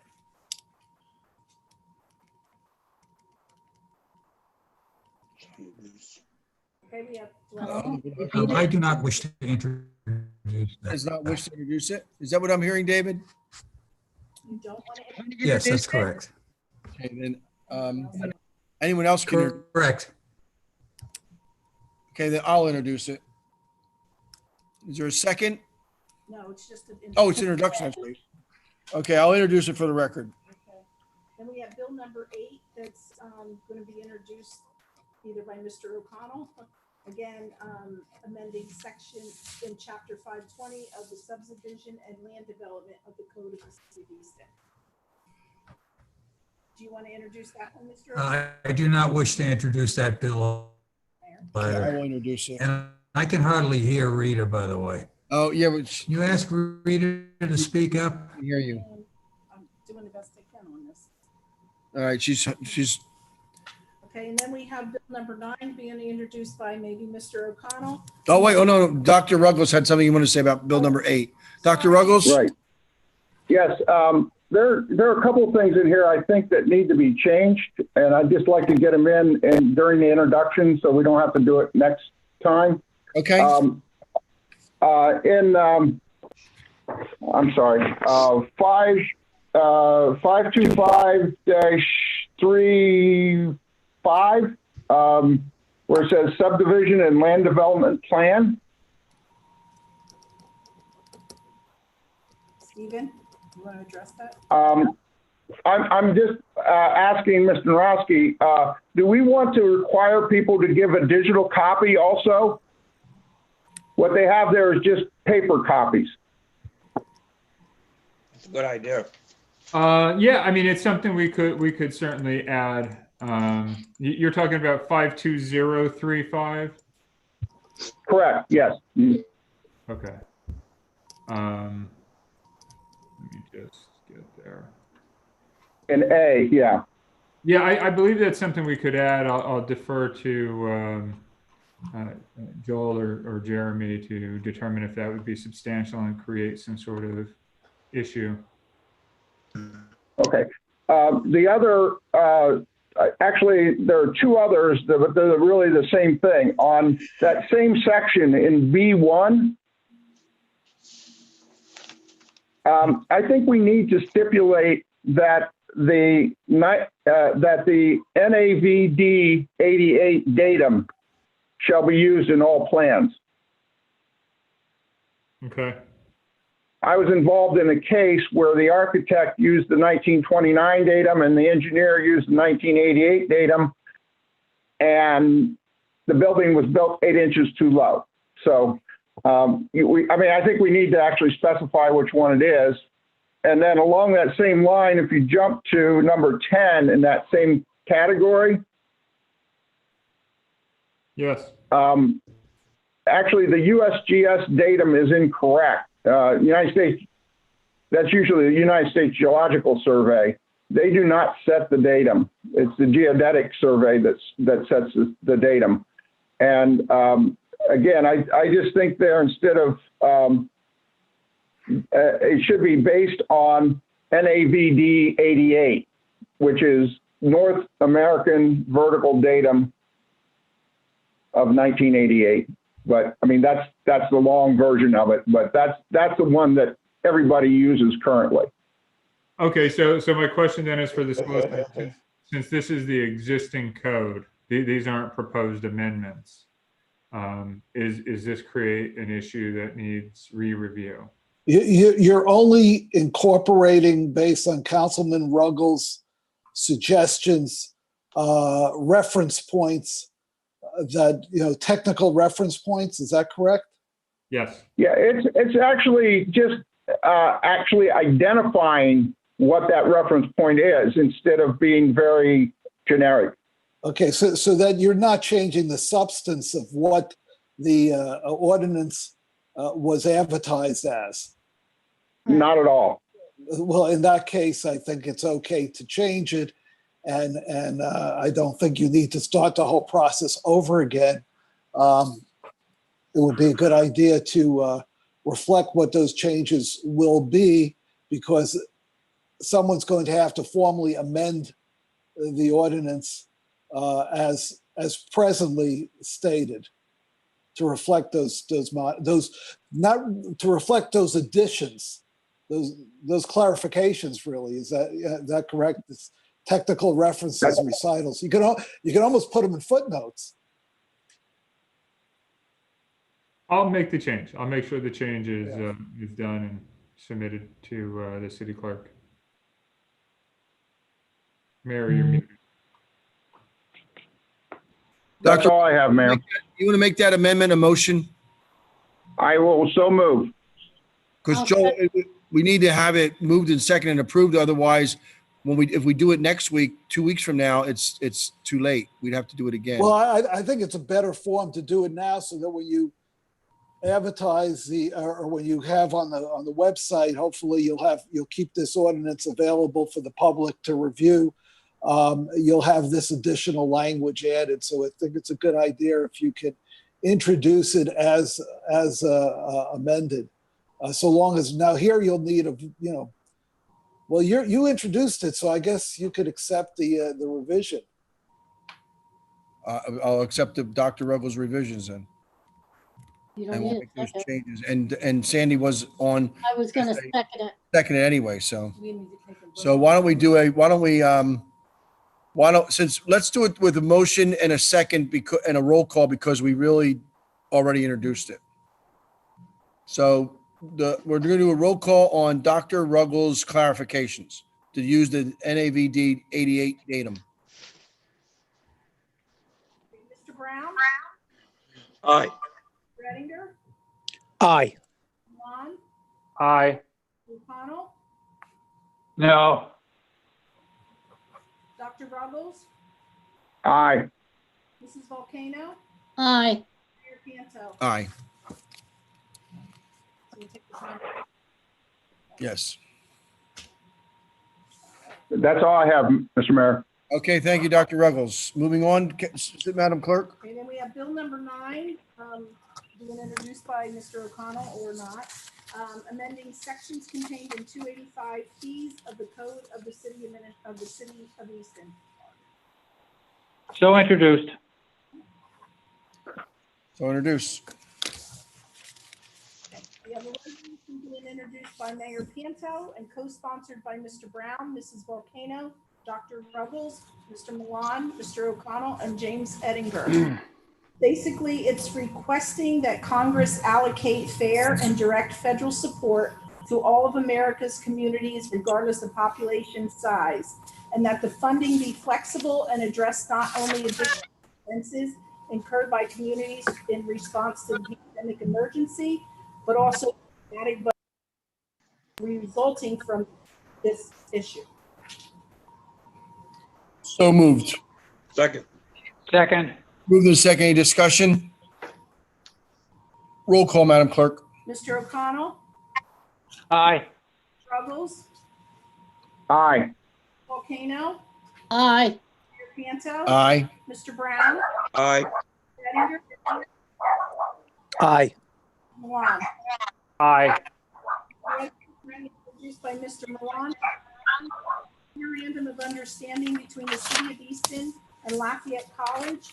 It's for the engineering department to produce face guards to support the city of Easton's response to the COVID-19 pandemic. So moved. Second. Moved in second. Any discussion? Roll call. Dr. Ruggles? Aye. Volcano? Aye. Panto? Aye. Mr. Brown? Aye. Ettinger? Mr. Ettinger? Mr. Ettinger? Aye. He said aye. Mr. Milan? Aye. Mr. O'Connell? Aye. We have a resolution being introduced by Dr. Ruggles, council reviewed and between the city of Easton and Park Mobile LLC for the purposes of providing various integrated solutions for the management of parking related matters. So moved. Second. Moved and seconded by Dr. Ruggles and Mr. O'Connell. Any discussion? I have a question. Go ahead, Dr. Ruggles. That's Peter. Oh, I'm sorry, Peter. Schedule 3, number 1. Basically what it says is that they reserve the right to increase the user fee upon 60 days notice to client, but it doesn't say what the cap is. They can raise whatever they want. I mean, do we want to go to a service that can raise fees just as they see fit? You brought up the same question we all had, so I'll let Lewis and the solicitors address that.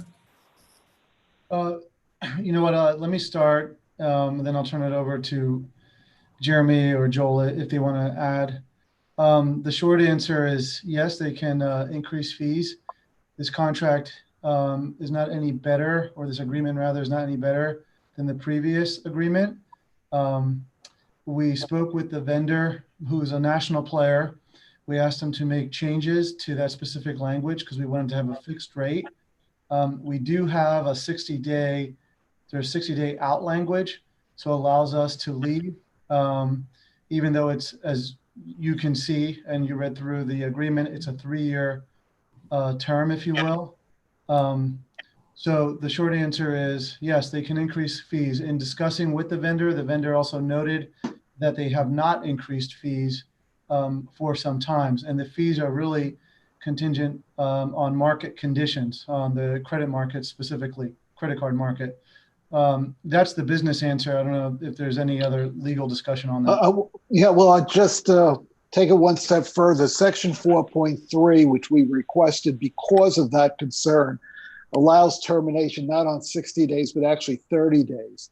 That's a two-way street because either party can terminate. So even though it's a 3-year term, when you have a clause like that, it's really a 30-day contract. So because of that termination provision. But yeah, we really did try to negotiate for lock-in, a set term on the fees, and you've just summarized the negotiation process, and we ended up with this one provision so that we would have a way to back out if all of a sudden they were changing the fees. I might add that this is the same company with the same contract that Allentown and Bethel are going with. So again, there'll be and Reading too, I think, right, Louis? I can't comment, but certainly Allentown. I can't comment on Reading. Certainly the same one again. And the good news for the consumer is that there's no wallet, so you don't have to put the $20 in up front. Yeah. I don't think that's true, Mayor. Oh, it's not? I don't think so. If you go back to the schedule I just referred to, it's there. I mean, they get it. You have that option. You have that option, and if you do, the fee is less, but you don't have to. I don't believe, as I read it. That's correct, Dr. Ruggles. The wallet is optional at a reduced rate if you use the wallet option. Good. That was actually one of our requirements, that we did not want to have the wallet on. Because we know some of our residents have lost money. I lost $14, which isn't going to break me, but some people have lost as much as 20. No, I got to give it. I'll give it to the Lieutenant Lahennet, who really worked with the other parking authorities, and we really did a pivot when the predecessor went out of business. That's what is that park? Mobile Now. When Mobile Now went out of business, and we had to really turn this around and work with the other Lehigh Valley cities. They went through the same issues that we did, and we did question and worked with these other departments who said the same thing. That they were pretty much in line with how we placed our contracts. They're all fairly the same. The good news is for the consumer, some of the really, I guess, changes in the program is that we don't have to, the consumer does not have to deposit, if you will, money into the wallet, like as in the case for Mobile Now. And then also this is a national program. Cities like Philadelphia and other cities throughout the country, usually larger major markets, are utilizing this vendor. Overall, it's a good move for the city. It's a little bit better than our predecessor, hopefully a lot financially more stable company. Okay, anyone else? Okay, we have to take the vote. Roll call.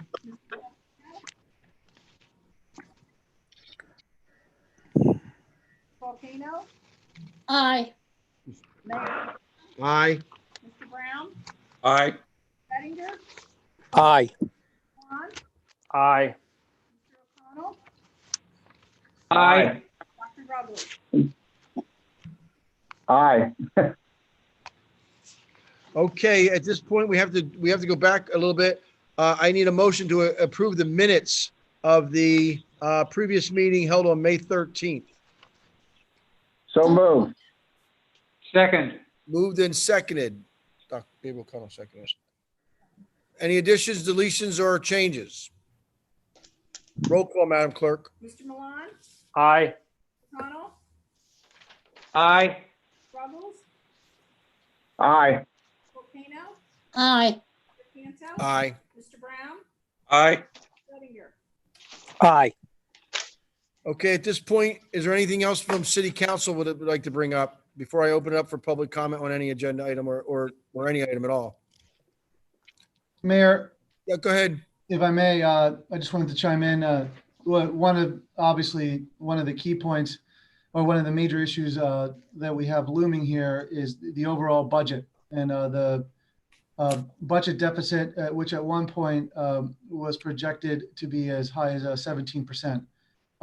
There's still a lot of unknown variables with regards to the budget. The administration plans on presenting in more detailed analysis at the second meeting in June. One of the items that Mr. Milan had brought up is regarding reconciliation of previous month's financials. At best, we will try to get the previous month at the second meeting of the subsequent month, if that's possible. It looks like right now there's about a 2-month lag potentially, and then some specific indicators. It may be even a little bit longer than that. And then in addition to that, so we're still following on a week-to-week basis the financials, and they do fluctuate and they are changing, very dynamic. But in addition to that, may I add that the furlough process is still in effect. We have about, out of the 81 individuals that were furloughed, 12 have been brought back. And we will be providing a little bit of a deeper dive at the next meeting.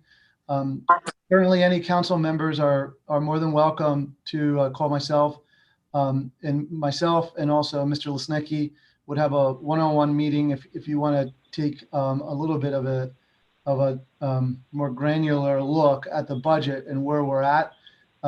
I have been able to, with myself and Mr. Lesnicki, present to Representative Freeman and provide him where he can assist us with regards to certain issues within the budget. It's fairly detailed. And we've also, myself and Mr. Lesnicki, have been making our rounds with various organizations and that obviously briefing the mayor almost, if not daily, every several days as we receive information from wherever. So we will be prepared to dig in a little bit deeper at the next council meeting. So I did want to provide that update, and where appropriate, we will be providing council members updates on personnel, but most likely that would be an executive session, and when warranted, we'll bring that up to council. Thank you, Mayor. Thank you, Louis, for the update. These are troubling times. And that 17% revenue gap is being closed every day, but we'll work it out before the end of the year. Anyone else? All right, at this time, Mr. Campos, I'm going to open up for anybody who would like to speak. Raise your hand on any item at all. Any comment, concern for the city of Easton? Now's your chance, 5 minutes. Kurt Ely raised his hand. Yeah, just real quick, Mayor Panto, a couple of thank yous. On behalf of the Economic Vitality Committee, or not on their behalf, but as a member of that Economic Vitality Committee of Main Street, I just wanted to take a moment to thank you, certainly to thank City Administrator Campos, Economic Development Director Kingsley, for the incredible job that was done in providing funding, searching out places to come up with dollars to assist our small business community over what has been a really difficult period of time. I also want to say thank you so much, Mayor, for all of the work you did in getting our city opened up the way that you did.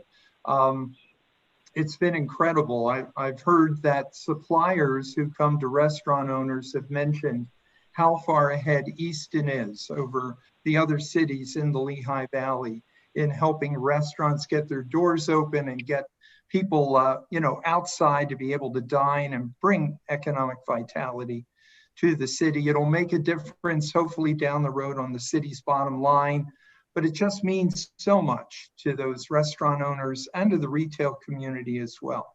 I also would be remiss if I didn't further thank Mr. Hopkins, David Hopkins, Public Works Director, for the incredible job they did in putting those barriers up to provide safety and closing streets the way they did. It's just been a great effort and so greatly appreciated. I want to also thank the Greater Easton Development Partnership, Jared Mast as Executive Director, and also the board of GEDP for additional funding that they were able to raise with a lot of work throughout the community. So all of that made a big difference and will continue to make a big difference. Lastly, a fun note, our fire department came to the rescue, but in a different way. They came to the rescue of our community gardens, and hopefully they'll continue to do so by providing emergency water so that the gardens that have been planted this spring could survive our current little bit of a drought that we've had. I just want to put a thank you out there to the administration of the fire department and the firefighters who provided water to the tanks, and hopefully we'll be able to continue to do so. That was much needed. Our amateur farmers were so thankful for that work, so we appreciate it very much. That was it. Thank you. Thank you, Kurt. And now I argue with the governor's office every day just about our salons, barber shops, and some of our other small businesses that yet to been able to open. So hopefully that'll happen within the next week. So you could see the length of my hair. Is that what you're trying to do, sir? Is that what that was about? Getting along, I'll tell you that. Hey, listen, I don't care about, I just wish I had hair, right, Ken? I have no comment. Mayor, if I can quickly just jump in on Kurt's comments. I do want to just give a shout out, if you will, to all the directors and the employees. Really, we're thin staffed, and I will tell you, the ladies and gentlemen that are working here, apologize. The ladies and gentlemen that are working here are really doing a great job. I really would recommend that each council member, if you're not talking to the staff, please give them a call, sit down with us, talk to us, ask us what's going on in detail. I know fairly many of you guys are engaged, but I would recommend that maybe you give a call, because right now it's all hands on deck. And to Kurt's also comments, I want to also give a shout out to the city, because there's many residents that are stepping up to the plate and really pitching in every aspect. So it's a community effort. It's almost, some days it's almost impossible, but we're somehow just getting through it. Yeah, we will survive and thrive. Anyone else? Motion for adjournment? Move. So move. Second. By Volcano. I'll second. Second by O'Connell. David O'Connell. Yep, roll call. Mr. O'Connell? Aye. Ruggles? Aye. Kano? Aye. Pianto? Aye. Mr. Brown? Aye.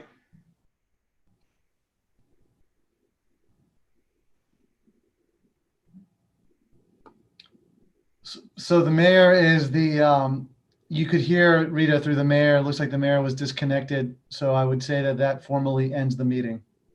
Yes, Thank you. Under our home rule charter, there's a provision that if the mayor disappears, the meeting's over. So everybody have a good night. Stay safe. Be well. You too. See you all Good night. later. Well. Watch out